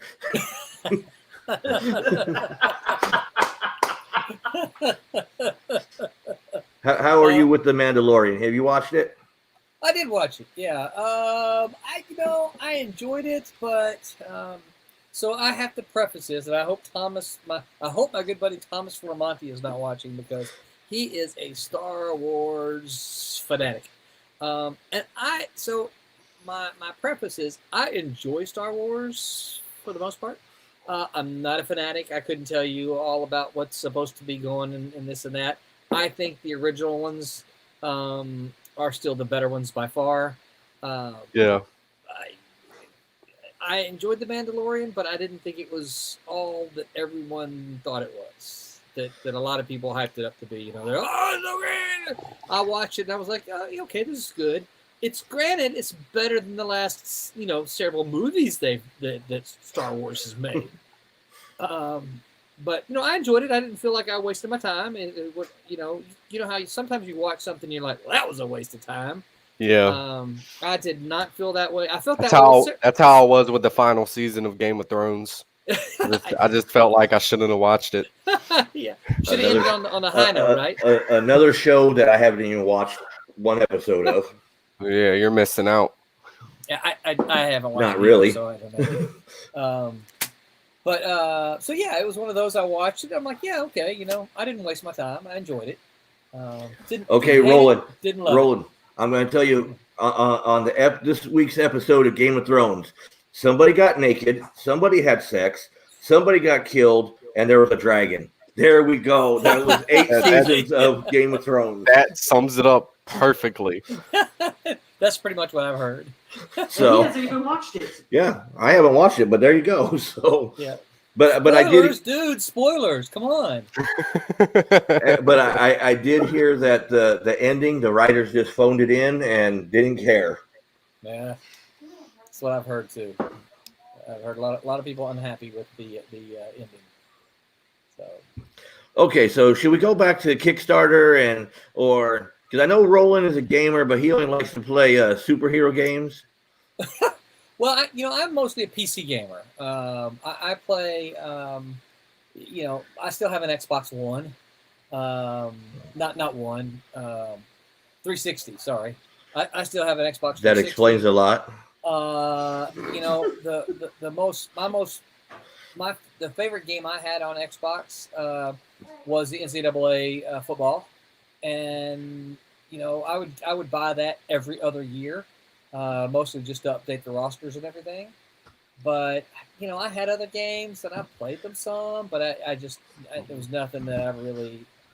Now, see, I wanted Roland to say what game he PC game he still plays with Jeff White and all of them. Oh, because you're talking about City of Heroes. Yes, I still play City of Heroes. which I used to have that game. Yeah, yeah. A lot of people did. See, I want to get it back so I can join the Friday night game night. Then, dude, join us. I will, if you will remind me offline, I'll send you the link to download it's a private server, but I'll send you the link to download and everything. The beauty of that is, if you've got an old computer, it doesn't matter because it's an old game. Mm-hmm. But yeah, we pretty much play. I'm not gonna say every single Friday night, but we Friday night is unless I'm at a convention. City of Heroes is still a thing. It is, but it's still a thing on a private server. NCSoft, NCSoft is not. They don't. It's not a fully authorized version, if that makes sense. There are several private servers. There's the whole community. Please note, O.C.D. does not condone pirating of any games. Unless we get invited, then we condone the hell out of it. Yeah. So from my understanding, and don't quote me on this, but from my understanding, the reason that this exists is someone who used to work for NCSoft got all of the code from NCSoft when they left. And so when they left NCSoft, they had all the code. And then when they shut the City of Heroes down, this guy says, well, I got it. And he put it all up on our private server so that people could play. And apparently there was a pretty big underground community playing for a long, long time. And then somebody posted a link on a Reddit, and everybody went and joined. And then they were like, no, stop. The people, Brett streamed it for a little while. And then we got this notice, don't stream it. Don't stream City here. So we stopped streaming. And but yeah, we still pretty much play it. Like I said, I play games. Friday night is my game night, unless I'm at a convention. So this whole year you had very busy Friday nights on the gaming. This whole year I've got. Let's put it this way. And Mr. Bailey is one of my former students there. I've got several characters, several tunes, almost at level 50. So, and that's just playing them, kind of playing them straight without power leveling them. Well, that's cool. Yeah, I play Empire Total War. If I ever have to play by myself, I usually play Empire Total War. I like that quite a bit. I like most of the Total War series of games.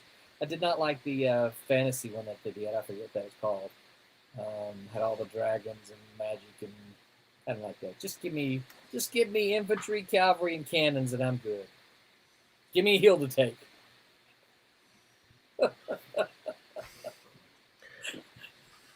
Steve's like, I didn't know you played those games.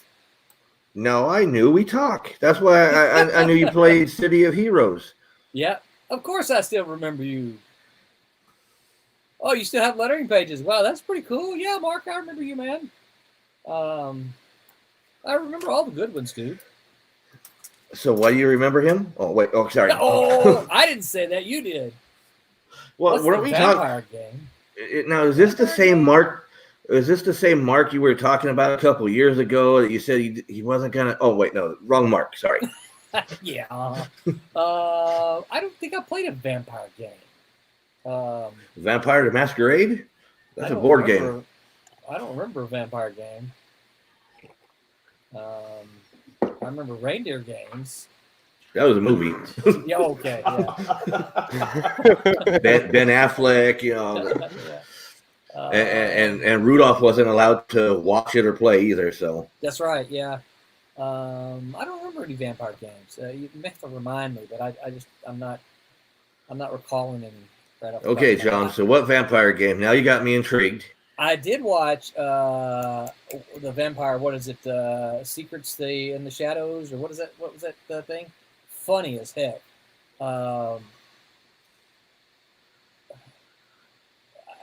No, I don't think I talked about a vampire game. Did the vampire? Okay, John. Did he talk about the vampires sparkling? Oh, yeah, that's probably what we talked about. We probably talked about the vampire sparkling going to be Batman. Batman. I was gonna say because now Batman sparkles, and I ain't gonna be able to handle that. Although I kind of like the first trailer, right? It didn't make me, it didn't make me go, eh. I looked at it and I'm like, It did with me with Bruce. I mean, he looked like a goth, and Yeah. it's like that's not Bruce, Yeah. Yeah, I'm gonna give They it a kind of chance, though. halted production of that right now because apparently he tested positive for C19. So, Oh, really? He's got the plague. Oh, that's too bad. yep. Yeah, well, No. everybody. If everybody gets tested, they have it. So I mean, I'm not. Yeah. Yeah, I don't remember a vampire game, but I don't remember what I had for lunch yesterday, so that doesn't, Well, doesn't mean anything. Hold on. Put your beard closer to the Oh, you camera. want to see what I had? Yeah, I can see what you had. Oh, that looks like breakfast. That's little eggs over there. Oh, yeah. Breakfast burritos. and we got Max Jager over here on Twitch. What we do saying, in the shadows. That's it. Hey, what's up, Max? and he's Hello, over Max. watching us on Twitch. So Yep, Nice. that's cool. What we do in the shadows. And I watched it because Max is the one who told me to watch it. He was telling me how funny it was, and he said you need to go watch it, and so I did, and I laughed my way through the whole thing. it is funny. It's one of those that is kind of so stupid it's funny. Yeah. I like It the is. vampire that drains your energy and it makes you Yeah. depressed. Trivia: Max was my roommate in college for one semester. Okay, I gotta ask you, how many freaking roommates did you have? I had a lot of roommates. What's that say about you? Nobody could stay with you. Yeah, pretty much. Yeah. I had my particulars. Now, so So Max I and give it to his wife because she stayed with him many years. All right. So my freshman year of college, I had two roommates. Okay.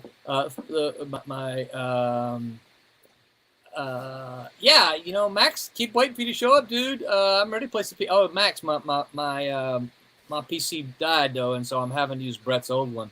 I tried. Hey, Max, I bought the new Civil War game, Grand Tactician, and from what I can gather so far, I like it pretty much. It is only a single player, but I'm liking it. So my freshman year of college, I went to junior college, had a roommate, and I made good friends with another guy. And so we swapped roommates on the second semester. So my freshman year, I had two roommates. My sophomore year, I had Well, I technically I had two roommates. First semester I had it was a guy I knew from my high school, and then I don't remember what he did. I can't remember if he dropped out or if he went to tech school or if he went somewhere else. But he didn't come back in January, and so I got a Vietnamese roommate in January. I met him, and he brought in like a bag and put it in the closet, and then I never saw him again the rest of the year. So, Perfect roommate. a perfect roommate. So I pretty much had the room all to myself the rest of my sophomore year. So four roommates in the span of 2 years. All right, so I went down to Southern and moved into the dorm there and had a roommate, and then that's when I met Max and a whole bunch of other folks there. I met Max. But then I moved off campus. I wanted to live in the apartments. I was living in the dorms, and I moved off campus. Well, my first semester off campus, I had two roommates, and one of them quit school, and the other one went somewhere else. So the next semester, I had another roommate, and funny thing, because two of those guys, he's right, back to current Kickstarter. So two of those roommates are guys that play Super World with me, right? Hold on one second. Hold on one second. Thanks for coming by, John. I can't wait to have you on the show. All right, so I decided to go back. So I'm up to 8, right? So I decided to go back to campus because I'm getting there, Max. Give me a chance, right? So I go back to campus. And Max was my roommate. Now, Max was at the college. We had our mascot, Southern Mississippi. Our mascot was an eagle. Max was, I think he was part of a team. Max was one of the ones that took care of the eagle. So there are pictures of Max holding a bald eagle right on with a big glove and taking care of the mascot. Well, so. The suite mates that we had, so it was me and Max and the two guys next to us. We shared a bathroom, right? So Ashley and Mike, I got along. Max and I weren't the perfect roommates, right? I like Max a lot. We play games all the time, but we weren't the best of roommates. And so what happened is Max, I swapped with Mike, and Mike became Max's roommate, and I became Ashley's roommate. Crap, I lost count. And then I don't think he has enough fingers. I don't have enough fingers. But then my very last semester, I went to summer school because I was trying to graduate, and I was kind of behind the curve a little bit. And I had a Japanese roommate my very last semester, whose name was Shiichi. So I had a bunch of roommates. But, so you're probably thinking, Steven, so I immediately moved out of the house, out of the dorm and into a house with 3 other guys, right? One of those was Stephen Butler, and Ashley was one of the others, and then David Rogers. And we were there for a year, and then when our lease was up, me and Steven moved out into another house as roommates, and then I got married. So, and I've had the same roommate since then. Yeah, I don't know. I lost count, Max. I would say it's 11. Yeah. Now, Roland, I got a question for you. Okay. A whole book of roommates. How many of them are still alive or buried in the basement? You know what? I don't know where the first one is. The second one I talk to occasionally. The third one, not really sure where he is either. The Vietnamese guy, yeah. Yeah, he's the one that's very, I don't know where he is. But pretty much all except for my first roommate at Southern.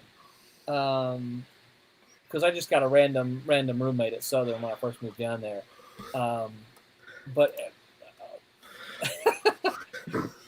all right, Max. But basically, every roommate after that, I know I still keep in contact with. So, did you ever look in the Vietnamese guy's bag? No, I did not.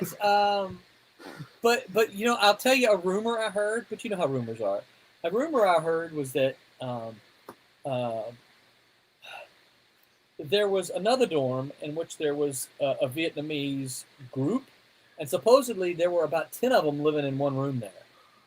And they tell me that this guy, who was my roommate, went over and joined all the other Vietnamese guys in that one room. So I don't know if it's just because he didn't speak English very well, or he just wanted to be around other Vietnamese people. I don't know. But from my understanding, that they were kind of spread out around campus in order to help them learn English. But they all piled into one guy's room, and they all lived there for the whole year or whole semester. So let me get this straight. Okay. He would rather be in a room with 10 other guys than be in a room with you. Oh, when you put it that way, that hurts. That's all I heard. He went through the whole thing. It's like he'd rather be with 10 other guys than with Roland. At least I got a laugh out of Max. So yeah. So yeah, I had a lot of roommates, but I made. But at least there's a lot of stories along with all those roommates. There are a lot of stories with all those roommates. I got in a fist fight with my second one. Who won? Well, we kind of stopped. We slugged each other a couple times, and then we did the whole and sat there and just looked at each other for a while, and we just kind of stopped. So now, can you picture that guy getting in a fist fight? Me? No. See, look at that guy with the skinny tie and all that. There is no fist fight going on there. That was probably about the same time. No, that's not right. That would have been about that picture was probably taken about 3 years later. We cooking it up on Twitch tonight. Dean Zachary was not one of my roommates. Funny story. You want to know the story about how I met Dean? Of course, you know that. So I was living in Starkville, Mississippi. My wife was getting her master's degree from Mississippi State University, and I was living in Starkville, Mississippi. And this would have been early '90s, and we hadn't been married very long. And there was a local comic shop that was also a copy shop. So it was kind of like a cop. They're called Copycat, but it was like a Kinko's with comics, right? And so I thought you said coffee shop. It's copy shop. No, okay. Copy. Like I'm making copies, right? A mimeograph. How's that? Is that better for you? No, but see, it's sad that I'm old enough to know what Kinko's is. Oh yeah. I see Cedric over there Googling it. I didn't know if it was the making copies. I'm looking at the Kickstarter. Sweet. Shopping while he's on the show. Yeah, so you got to give it a good look, and then you got to come on and tell us the pros and cons of it, right? No, what looks good and what so you're like, hey, what's that? What the heck is that? So, but I am going to tell you, Kickstarter is addictive. Yes, because there's a lot of good stuff, right? Because I follow Roland on Kickstarter, and every time he backs something, every day, 2 or 3 times a day, I get a notification. Roland backed this. Do you want to back it? and I write back, no, I'm a broke ass bitch. I can't do this. Yeah, but the thing about it is I don't buy Marvel and DC comics today. I don't buy any mainstream comics. I get probably 85 to 90% of my comics from Kickstarters. The other percent I get from Comic Cons, comic shows. So that's probably a difference. Yeah, Max, you need to get on over there and check it out. Yeah, Max, is it the one that you get since you followed Cat and Mouse, and you followed like Tiny, and you followed K-List, and you followed where you get 5 different things from Kickstarter saying, hey, look, we got a new Kickstarter. I try to space those out. I'm like, because I don't want to just send them all at one time. Because, all right, come on, Steve, you got to realize that, of the people who back like Tiny, right? Over half of them, that's the only thing they've ever backed. right, is just tiny. They were there for Deanna, right? And I get it. That's fine. So I'm trying to let that half of the people know, hey, there's another Kickstarter going on. You could probably unfollow Tiny, right? Because you don't need that anymore. But you know what? You know what makes me proud? That just shows me how many of your campaigns I have backed. It's kind of like when John Crowther he put something up, boom, boom, boom, boom, boom. I get it from. It's like, let's see. Tom says lots of Kickstarters offering better stories and art, and they are. And I like his next comment. Yeah, you like get cool goodies. Yeah, and bookmarks.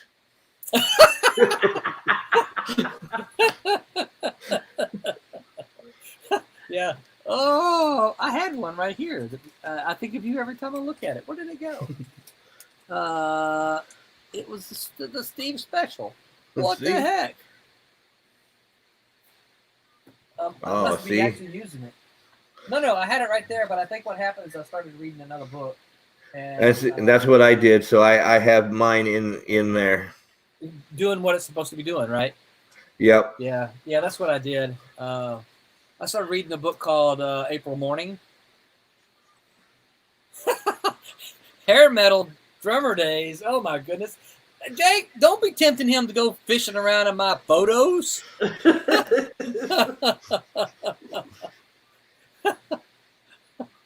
Yeah. I used to tell people, because I did used to have, as you saw in the picture, my hair got really long at one point in time.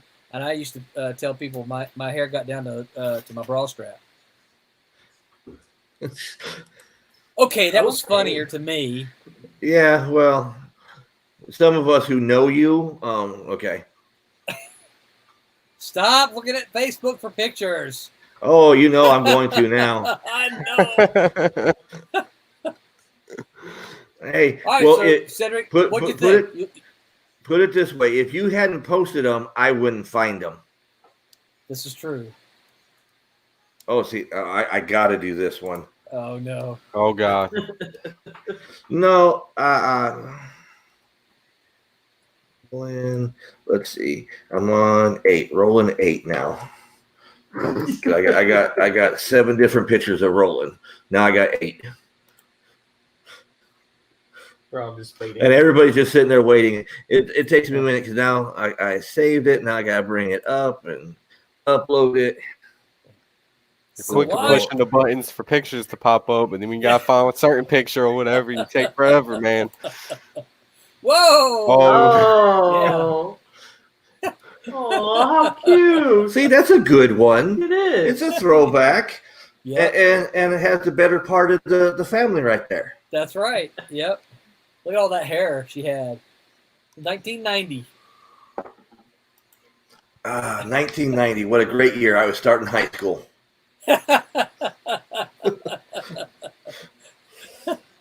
Yeah. Hey, Trisha just graduated high school. In 1990? That says a lot about me. No, she graduated in 89. Okay, I got you. So I graduated I like them before older, you started high school. Oh. Wow, huh? You know it, baby. Okay, talk about your hair. Then you got to go back to talking about the dude, Dean Zachary. Oh, we got to find out. Oh, I forgot about that. We got to find out what Cedric's looked at the Kickstarter now. I got to get his unbridled, uncensored. I just looked at it, and this is what I thought. Okay. Yeah, well, I'm still looking at it, so I can't give you a review yet. All right, deadgummit. All right, well, I'll finish my Dean Zachary story then while you finish looking. So okay. Jake says he's sorry, but told me to do it anyway. So yeah, you can ignore Jake. It's okay. Jake seems like a pretty intelligent person here. So we need to do a Silverline spotlight on people that like to make fun of Roland. Oh, okay. I'm not sure I like where this is going. I was about to say, I don't think Roland's going to like that one. I've had Everybody lots of else may like before, it, but I don't think he's going to like it. I'm not sure I like where this is going. I may just take my Coke and go home. Oh, I You am are home. You are home. Don't scare him away, Steve. He's got to Oh, come really? back. Really? Okay. So am I gonna finish my Dean Zachary story? Oh! Oh, I was a cute kid. Now, which Hey, one like were you? Which one were you? Hey, you like my buzz cut? That's me and my little sister. Ah, see. Okay. Yeah. So, yeah. look at the bow tie. Yeah. He went from bow ties to skinny ties. Man, are you kidding me? I love those skinny ties. I would still wear them if my wife would let me. she has taste. Yeah. Hence your better half. That's right. I'd still be wearing bell bottoms if my wife would let me. Okay, go back to Dean Zachary, Okay. and I will keep embarrassing you here while you're doing that. Okay, Dean Zachary. So yeah, Jake's from Arkansas. Jake ran a show in Paragould that I guested at. That's actually where I met Tim Lim. What 70? What's his 70 stuff? I'm not sure what Max is saying on 70. You trying to suggest that's my age? You're not far from me, Max. So Dean Zachary, so Copy Cow, right? Comic shop, Kinko's, blah blah blah. I was there at the comic shop, and I'm probably making copies. I can't remember what I was doing exactly, but there was this guy who came in and was at the photocopy machine with artwork and was making copies. Okay, backtrack just a little bit. I had just been offered the job at Malibu, and I was getting ready to move to California. Yeah, Tim Lim's a good guy. That's where I met Tim, and that's where we became friends, and I'm still friends with Tim today. The picture is from around 1970. Yeah, but let's see, probably a little bit earlier than that. My sister looked like she was probably about 1, so 64, 65, probably around 67. So anyway, so this guy's standing there making photocopies of artwork, and I don't remember what it was, but I'm looking at it and I'm like, it's really, really good. And so I kind of looked over his shoulder. And so I asked him, I said, hey, you know, what you got there? He goes, oh, I'm making copies of my submissions to send to Marvel and DC. And I'm like, oh, cool. You mind if I look at them? And so he said, no, go right ahead. So I flipped through his pages and I said, and they were good, right? And so I'm like, you know, I just got a job as an editor at Malibu Comics. I said, give me like a week or two or something like that. I don't remember exactly what it was. But I said, send me a package when I get to California and I'd like to talk with you. And so, you know, we chatted for a little bit, and sure enough, I got out to California. He sent me a package, and I ended up hiring Dean to draw the Ferret. That's how I met Dean, just randomly in a copy shop. Not a coffee shop, a copy shop. A mimeograph place. Like anybody knows what a mimeograph is these days. I'm old enough to remember the ones that you had to turn with the handle. You know, we used to call it just make a Xerox. You know, I need to Xerox this page. But if anybody ever wants to know the true age of Roland, he was around in the Civil War.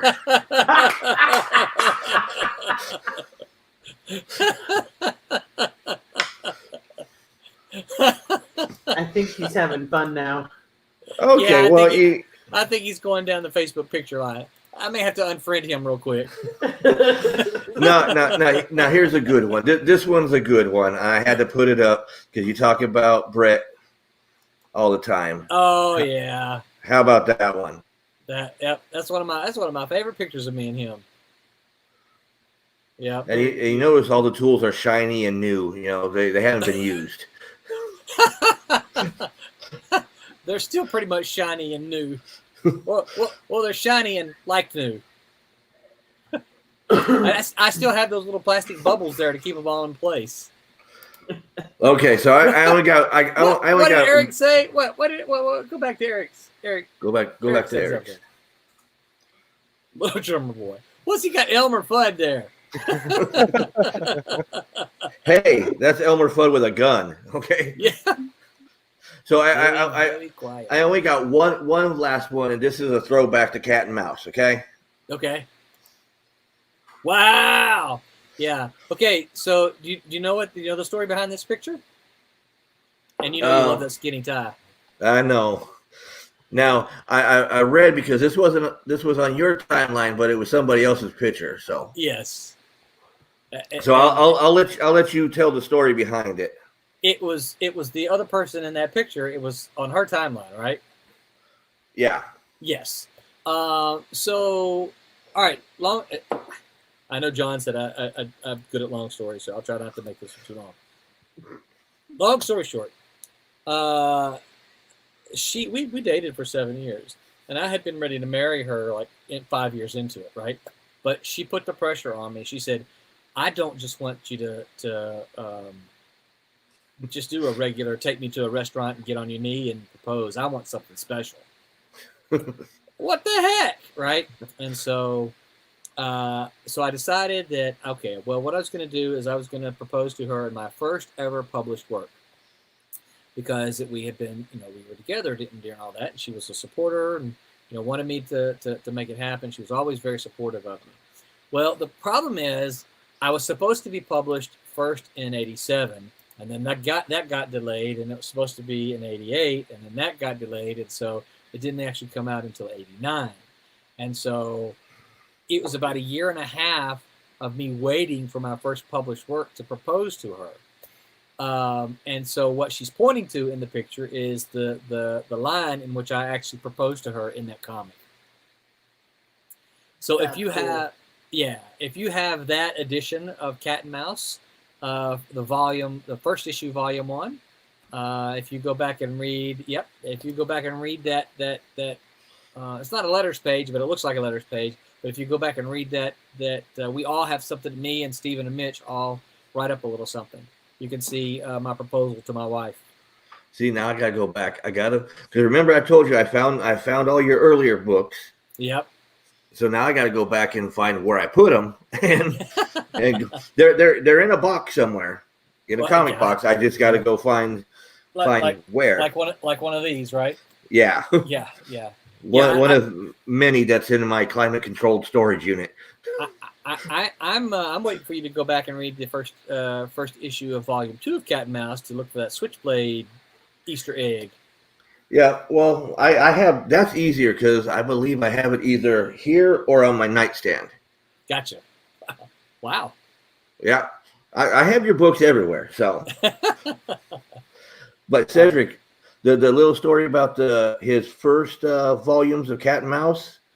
I knew Roland. We talked and we become friends and stuff. But I was at a flea market where they had a whole bunch of comic books, and I'm going through.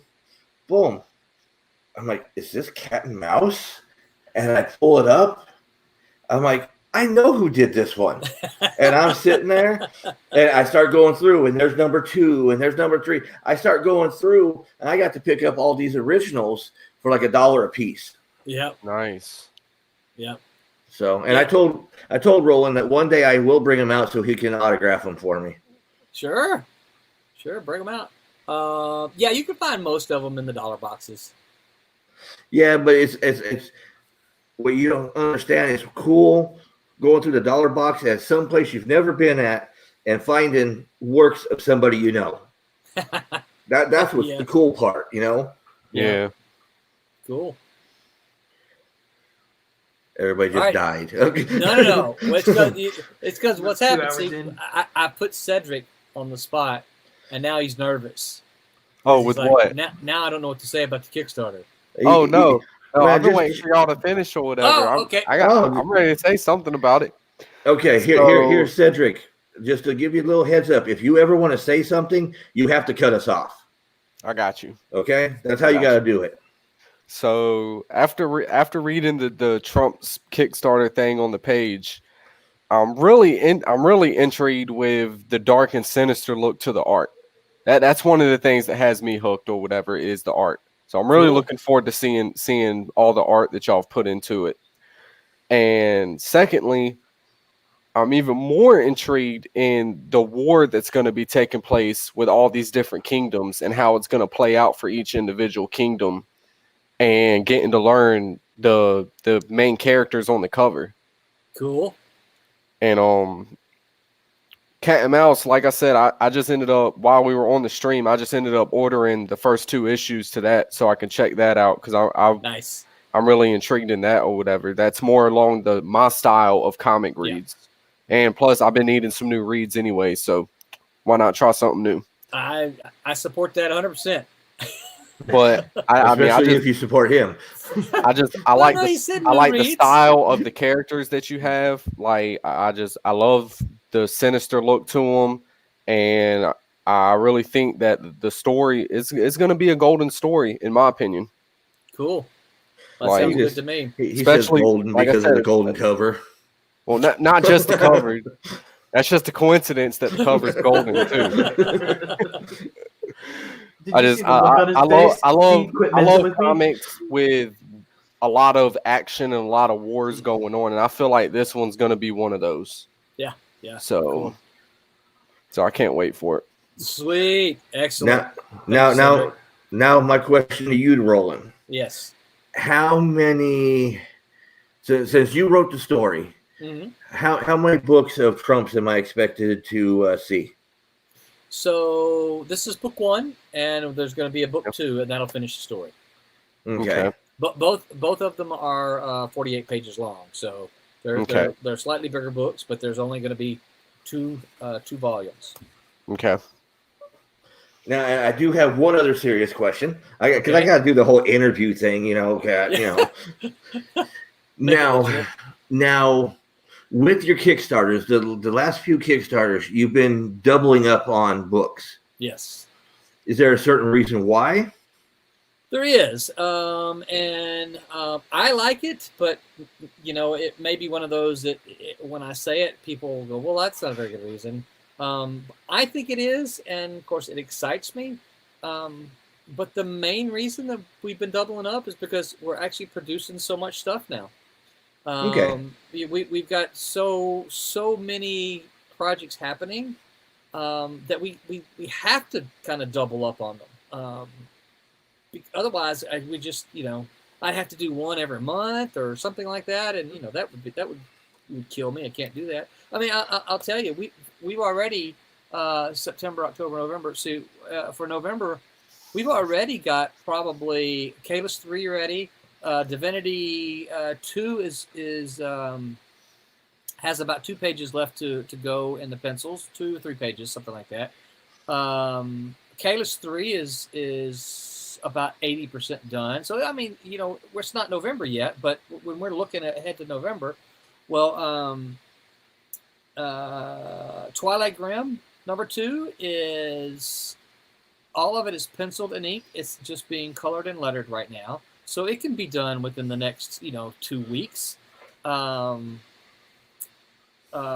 Rush, John is inking number 2. Well, that doesn't even touch on the other the newer project. And I'll give you kind of like the exclusive here. I mean, if you've watched the streams, you've seen it. But I'm doing another comic, kind of a fun superhero comedy with C. Michael Lanning as the penciler, doing some really nice pencil work. That's with the guy with the chops and the stuff. One of the characters, he has the mutton chops. Yes. Okay. Yeah. So I do know kind of what you're talking about. And that was called The Rejects.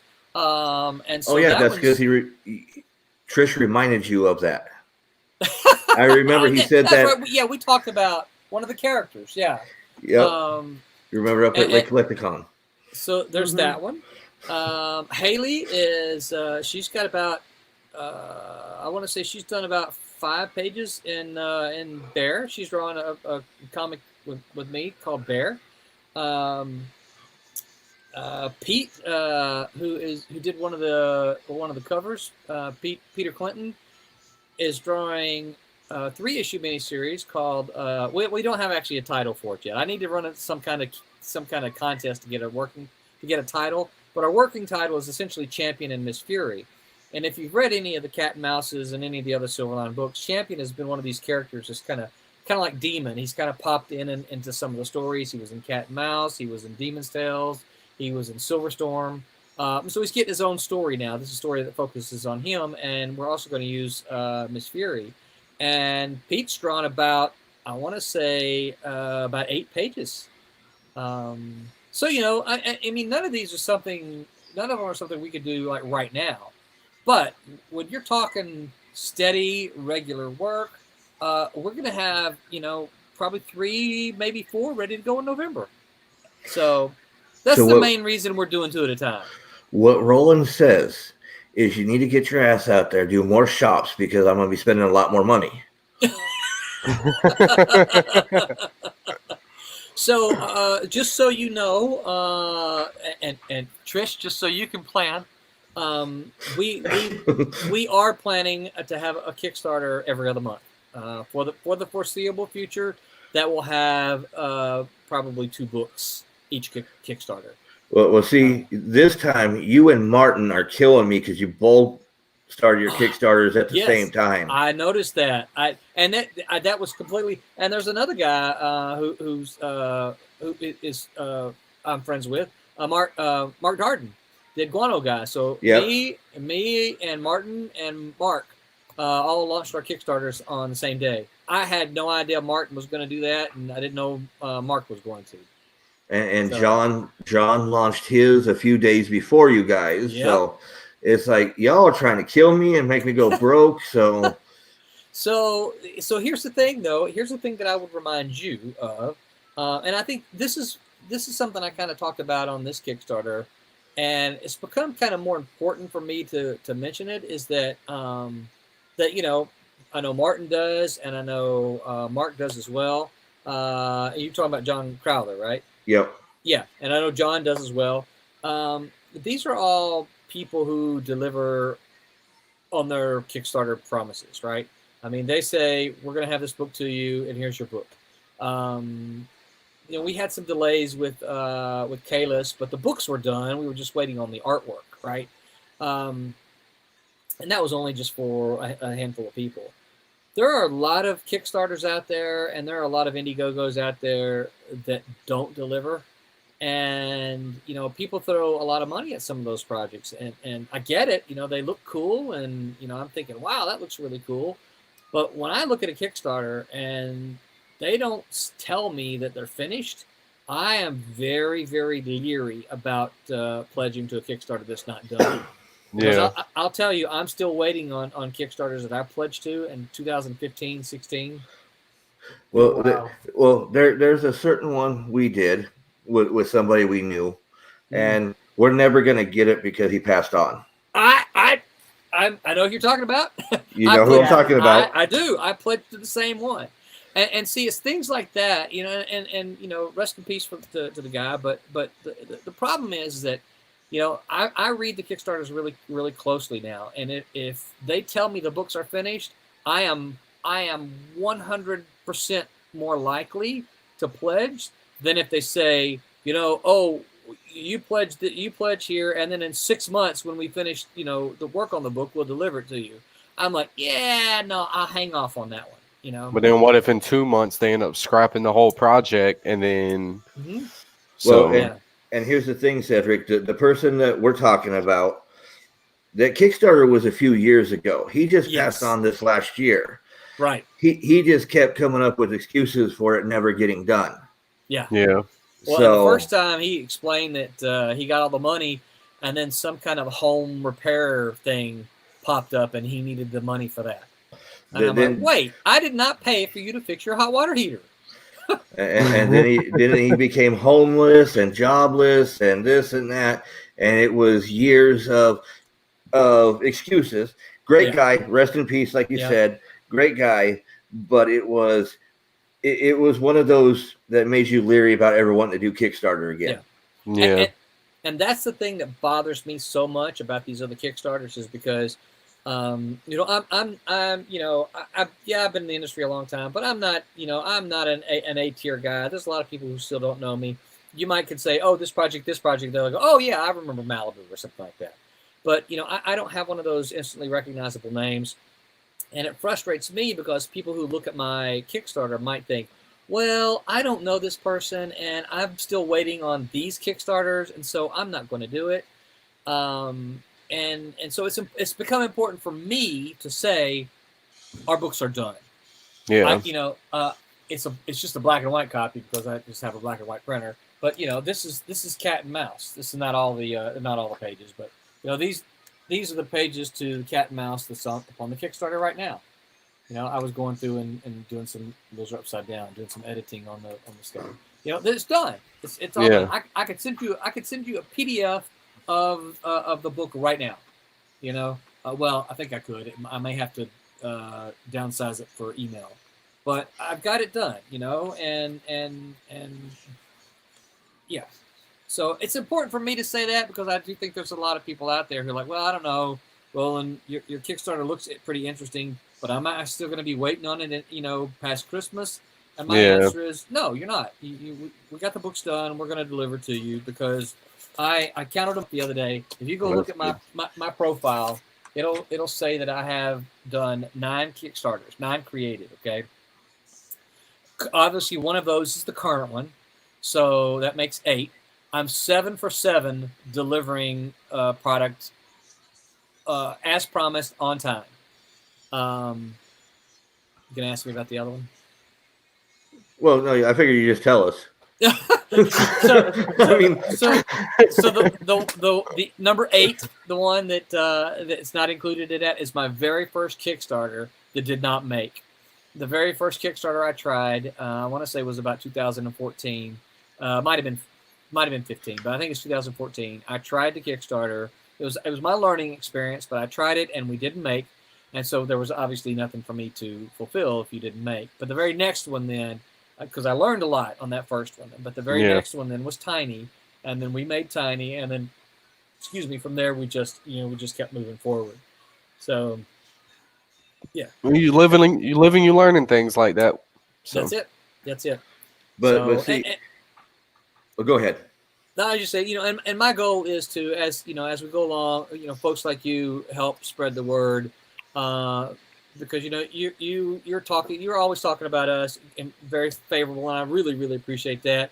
But a lot of it is too, you have the books in your hands, you get them, you don't just say you pledge. You're like, here's my book, right? Here's the Bloodline that we just sent out. This is the one you said you don't have yet, right? No, I haven't got that one yet. I'm going to check on that and to see why you don't have it. But here it is. It's in my hands, right? So you see, it's been delivered. There's no reason, except for the mailman. I'll find out why you don't have yours. Okay. Now I got another serious question. All right. I'm a serious and interviewer. Okay. So, let me get my serious hat on. Oh yeah, I actually want to know your opinion. Now, as an independent publisher that you are, how has DC dropping Diamond and going with new distributors changed for you? Has it changed anything for you? No, not a thing for me. Do you see anything in the future for you? Potentially, yeah. Currently, it has not changed a single thing for me because Silverline currently is not. We don't use the distribution system. But I hope to one day. I hope to have Silverline books in the distribution pipeline to get to the stores and everything. But currently, it doesn't affect us at all. Our Kickstarters we do, and they go straight to the consumers. So.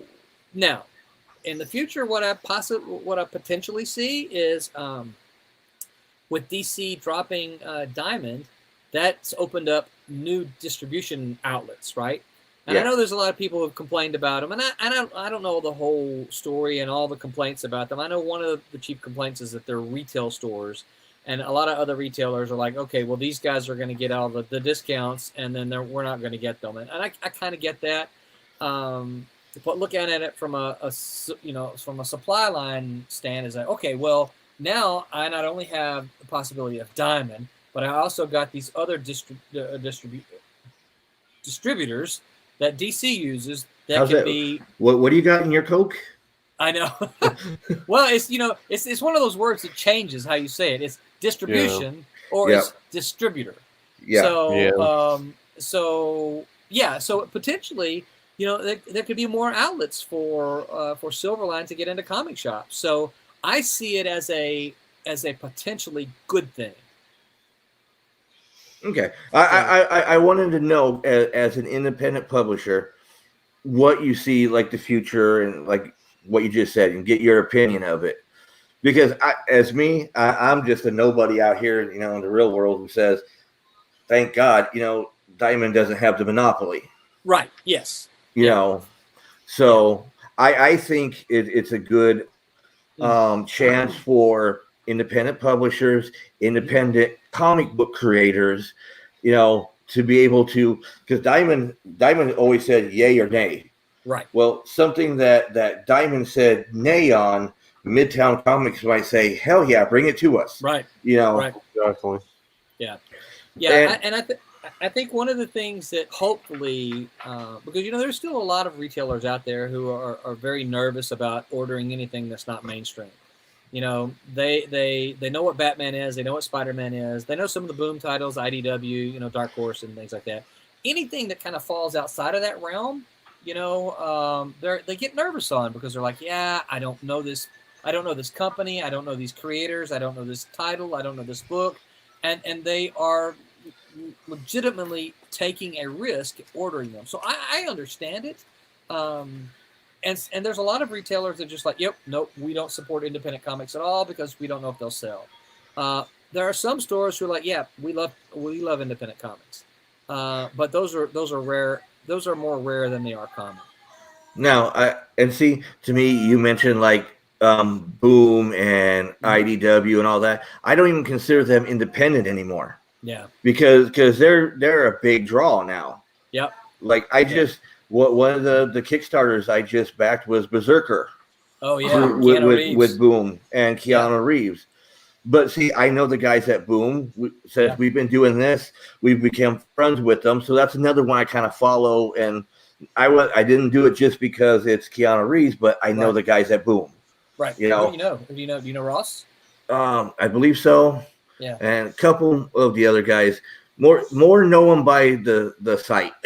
Gotcha. Yeah. Well, we'll see, because they even know us as like when we go through C2E2. Oh, it's our deviants, and come on over, and yeah. And when they were over at Daytona one year.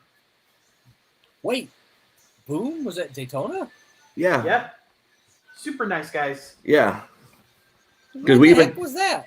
A couple years back. Why don't I know that? Why don't I remember that? Well, we did talk about how old you are. Yeah. So the guy who runs Boom is a friend of mine. But it's because we worked together at Malibu back in the day. So yeah, and Ross Ritchie's a good guy.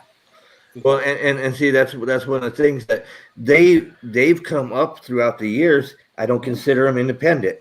Right. Just like IDW is definitely not independent anymore, Yeah. But see, the one thing I have to say is a lot of the comic book stores have become more open with the independent comics because Steve likes the independent comics. And we go to a lot of comic book stores. So the first place he heads is the independent comic section. Mm-hmm. So I personally think that it's been more open recently. I think I think there is a change, and I think there is a movement. Obviously, nothing ever happens as fast as you want it to happen, right? But I do think there is a move. I will tell you this, and this is a reason for me to shout out. There are 2 stores local to Orlando who have supported Silverline Kickstarters in the past, which means they've ordered Silverline books, got their logos on the comics. So if you're into these, rare editions, you can find. I'd have to go back and check my files to see which ones, but you can find some Silverline comics with the Coliseum of Comics logo on it. Coliseum of Comics has supported the Cat and Mouse Kickstarters in the past. I anticipate they will support this one as well. I haven't spoken to them yet, but I anticipate that they will. Some good folks at Coliseum Comics. And the other one is Trouble's Little Sister, which is down in Kissimmee. And they support, they're in St. Cloud now. St. Cloud, okay. Well, it's all south to me, right? Yeah, so it's St. Cloud, and they supported. So I don't know if they still have. Hopefully they don't have any copies left. But they did have copies that were there, and so that excites me. I like to see stores doing that. We'll look in their 50-cent boxes at Infinity and see. You are so mean. I am mean to Roland, but Roland, I know Roland can take the punch, and he usually comes back at me. So now I'm going to ask a question. You're up in North Carolina, Cedric. Yeah. I don't know what comic shops you got up there. How are the independents stacked up there? Well, in my area, we only have 2 comic shops, and only one of them, Carolina Comics and More, supports independent comic writers and creators. Most of the time, every time I go in there, they have a whole probably 30% of the store dedicated to independent comics and artists. I've actually seen some Silverline comics sitting on their shelves before too.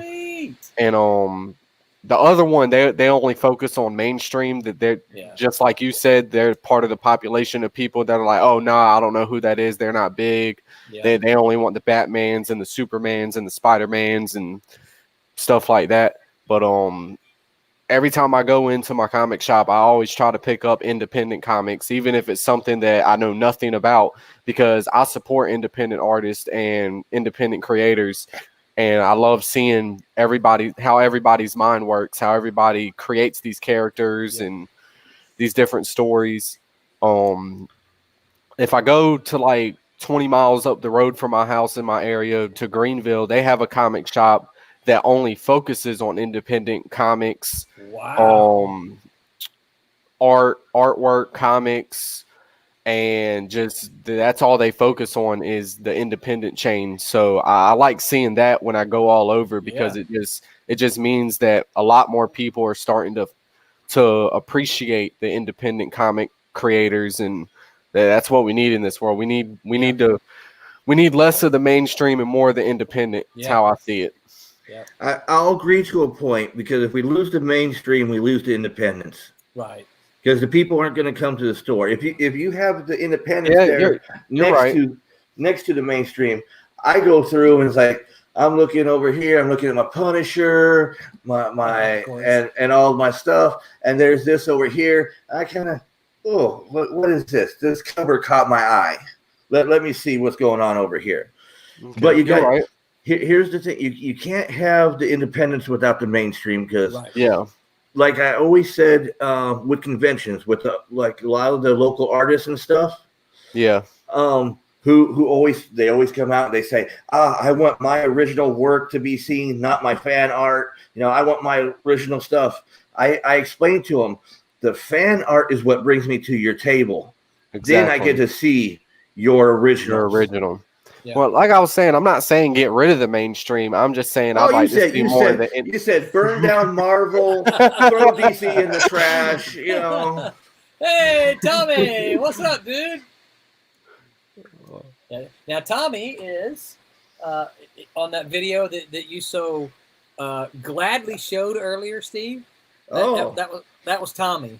That Mr. Twerk. Yes. Mr. Twerk.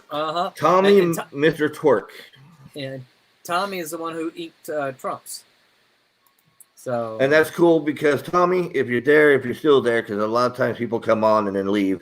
But Tommy, if you're there, this is one of with the artwork and the inks and all that kind of stuff.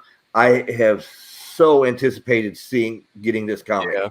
And I don't say that with a lot. And I'm not doing it just to kiss you guys' ass. This one, I'm actually excited. I can't wait. And it's like, is the Kickstarter over yet so I can get it? I might actually look at the digital version, because you always send out the digital version. Yeah. And I never look at it because I want it in my hands. Yeah. Yeah. This time I might actually go Peek at it. and look at the Tommy, digital. Oh, here's a better one. So Thomas twerking. Yeah, there we go. So all right. So I did tell you that I was at school at Southern Mississippi. Well, that's where Eric is from, and that's where Tommy is from. So they know each other from back there too. So we got the whole gang going on here. I know, right? It's the class reunion of roommates for Roland. We should have just invited Roland and his roommates. Yeah.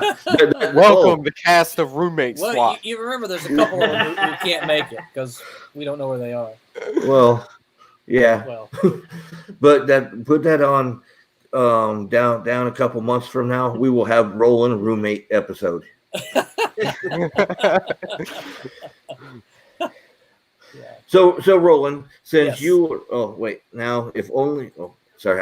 if only Ashley had Facebook. Yeah. Well, So Ashley's the other roommate. So if Ashley has YouTube or Twitch, can watch too. So Yeah. Ashley has a very difficult time with technology. well, see, we're going to go to that. I'm going to talk because I was telling Cedric the other night that you just barely got a smartphone. Yeah, it's true. And if you were to ask me where it was, I would tell you I have no idea. Oh, yep. See, there we go. fact, Where I are have they one. now? Show for Roland. Yeah. Perfect. Not Twitch. He's a lot of yeah. They talk about Ashley. Is a Yeah. I'm not a Luddite. I just don't have a cell phone. Well, I mean, I have a cell phone. Well, he has a cell phone. I He don't doesn't know use how to it. use anything on it, but he has it. I know how to use a couple of things because. Have you learned the GPS yet? No, I don't need that. He has MapQuest. I told you he prints out MapQuest, Cedric. We love you, Roland. I still have a Rand McNally Road Atlas. See? Oh my goodness. So they're gonna eliminate MapQuest one day, and he's still gonna get maps from MapQuest. Somehow he's gonna have that connection. I don't need them.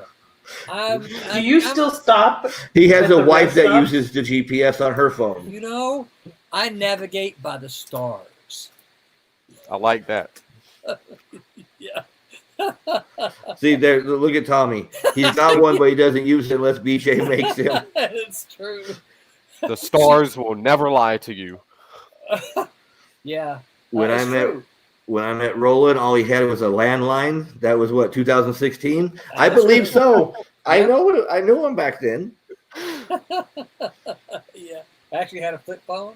Well, okay. So did Roland as of like 6 months ago. Well, you remember, so I actually had a phone around 2013. No, a little bit before that, because I started my job down here in Orlando in late 2011. So I got a phone then because I was driving back and forth to Mississippi, and my family wanted me to have one.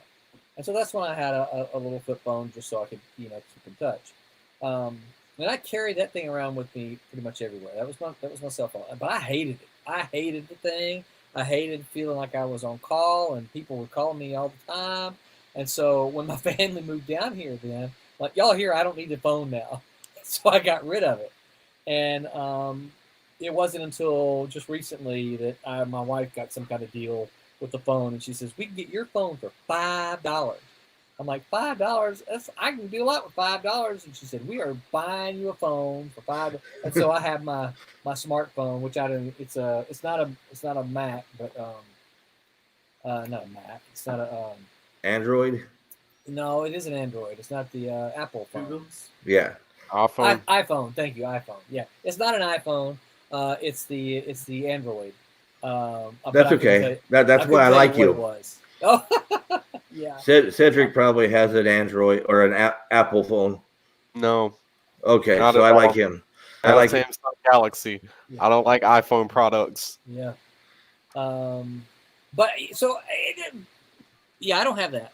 I don't have the Apple iPhone. So what I was gonna say, I do know how to use Facebook Live, because one of the reasons that she said, okay, if you're going to get this, here's one of the things you can do. When you go to conventions, you can take your phone and you can do Facebook Live. And I'm like, oh, that sounds really cool. That sounds like something I would be interested in doing. And so I do know how to do that. Oh, sorry, I didn't say that. Well, dude, I didn't even have a stream until recently, so. Hey, I know, and you know, I support you and all that. Absolutely. So yeah, I do have a cell phone. Oh, the other reason I got it was so that because I had a phone, but it wasn't. It didn't have. I don't know what the word is, but it didn't actually have a number, and so. And so what would happen is, as long as there was Wi-Fi, I could use my Square, right, for people who wanted to buy books on cards. But if there wasn't, they moved over there. He froze. What? You can't hear me? No, I hear you. Okay. But if they didn't have any Wi-Fi, then I couldn't take credit cards and stuff. And so that was an issue. I've traveled with Jeff Whiting a lot. And I was frequently hotspotting off of Jeff. Like, hey, Jeff, can I have your hotspot so I can run this credit card? So. I could see Jeff going, just get a phone. Yeah, oh, yeah, he did. Yeah, he did. Yeah, pretty much all my friends would say that. You need a phone. Get a phone. Tommy has said it a bunch. But, yeah. So I have one now, and it goes with me to conventions so that I can do all that stuff. I think Trish is saying it's 10:30, so we need to wrap it up. All right. I'm getting showed the cell phone also. Okay, so Roland, how do you like the new format with the show? I like it. It's very cool. Now, very cool. You guys have done a really nice job of making the best out of a terrible plague situation. Well, like I told you before when we've talked, a lot of people sat here and started coming up with this and that. We've decided just to upgrade ourselves. Yeah. Come out stronger and better. Yep. Well, and when I saw you guys at Lakeland, I knew immediately when you started showing all this high tech, new high tech equipment that you guys were ramping it up a notch. So, yeah, you guys are going to do great. Okay. Well, I thank you because you're one of my favorites. So, well, I appreciate that, and y'all are mine too. He cares about how you feel about it, Roland. well, it's one of those that. Roland was one of the first ones I asked to be a sponsor of the show because I really care about what Roland does and what his company does and puts out. And Roland's one of the nicest guys you'll ever meet. I'm definitely looking forward to your content. I can't wait to get my books in. So I appreciate that, Cedric. I really do. And you never need anything, you just reach out to me, holler at me. Steve already knows this, but my whole attitude about comics is they're supposed to be fun. They are comic books, and Cat and Mouse talks about human trafficking, and that's a very serious subject. But in the same regard, when you read it, you're supposed to have fun because it's a comic book, and that's really if anyone ever said what's the philosophy of Silverline, that's for me. That's what it's all about. It's about having fun making comics. And that's what's important. Yep. Okay, so Roland, where can everybody see you next? Oh shoot, you would ask that. Next, besides your 10 web streams a week, I don't do that many. Okay, so if I can't get in touch with Louie for the December show, which I've got my fingers crossed that Louie, since he's just brought it up, he's going to have some room. I'm going to reach out to him. Then the first thing for me will be the DeLand show in January. Yep, January 17th. And I will be there with Brent Larson and Brent we'll be the Silverline representatives at the show, and Brent will have he'll be there to sign Kalis, and I'll be there to sign Cat and Mouse and Trumps, which they'll both be out by then. So yeah. Okay, and Cedric, next week, what's your segment about? Next week is going to be about the Mandalorian. So I'm unlike everybody else. I mean, yeah, I have my pros and cons to the whole series and how they took references from other shows and or other sci-fi shows and stuff like that. But I'm still looking forward to season 2 or whatever. So my segment next week is going to be about the upcoming season 2 in a month. Yeah. Okay. And next week we are gonna have what is the title of it? It's independent comic creators, right? Yep. And normally, Roland, I would have you on something like that, but Sure. I can't have you. I can't have you back to back. No, we gotta share the love. Yeah, absolutely. There's a lot of good independent creators you guys can talk to. But I'll see you again in 1 month, right? Yeah, you'll still see me. Yeah. No, I mean me and you. We'll do this again in 1 month. Yep, with one of your other cohorts. Cool. But next week, our special guest will be Terrence Baker. Cool. John Crowther. Sweet. Austin Janowski. And Marcus Roberts. Cool. Hey, can I tell you a secret? You can tell me all kinds of secrets. You know me. John's going to be doing a Silverline book. Oh, we'll see. That is awesome. Everybody. Well, we'll see. John even did a zombie story for Austin in Austin's books. Oh, nice. Very cool. John gets around. He does. Yeah, he does. And Cedric, John is a lawyer by day and a comic creator and god by night. And a wrestling nut. A big wrestling nut. I would never have met half the people in the wrestling field that I grew up with if not for John. Sounds like his own comic book. He is my 2 degrees from The Rock. That's right. Yeah. Yep. It's true. And Rocky Johnson, nicest guy in the world. God bless his soul too. Yeah. But he was one of the nicest guy in the world. This big old huge guy, man. And I looked like a teeny guy next to him. And he sat there and he would bust your balls worse than I bust yours. Yeah. Yeah. Okay, guys. It sounds like a good show next week. I can't wait I can't wait to see it. Yeah, you'll see it like 2 weeks later. I understand. Man. I know. That's what that smartphone's for, so you can watch it live. Hey, it's one of those that Roland will probably do what I kind of do sometimes on his Sunday show is I'll put it on. I'll come in, I'll say hi and everything, but I'll be working on something else while it's going. Yes. Yeah. That is often the way I do things. So I just kind of ratted myself out because that's what I do to your show. That's fine. Well, there's only so much time. You can't expect somebody to sit there and listen to you for the full 2 hours all the time. You have a good night too, Tom. Hey, Tom. See you next week, Tom. And I still got to get with you, Tom, because I want to know how Savannah turned out. Because Tom was up in Savannah last weekend for the comic book show. Oh, yeah. Yeah, I'd like to know how that went, too.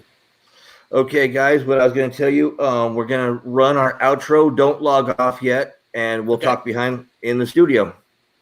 Thank you. Thanks for having me, Steve and Trish. Nice to meet you, Cedric. Nice to meet you, too, Roland. Looking forward to talking to you more, man. Sounds good. And until next week, guys, back to the drawing board. Let's see if Trish can get the outro.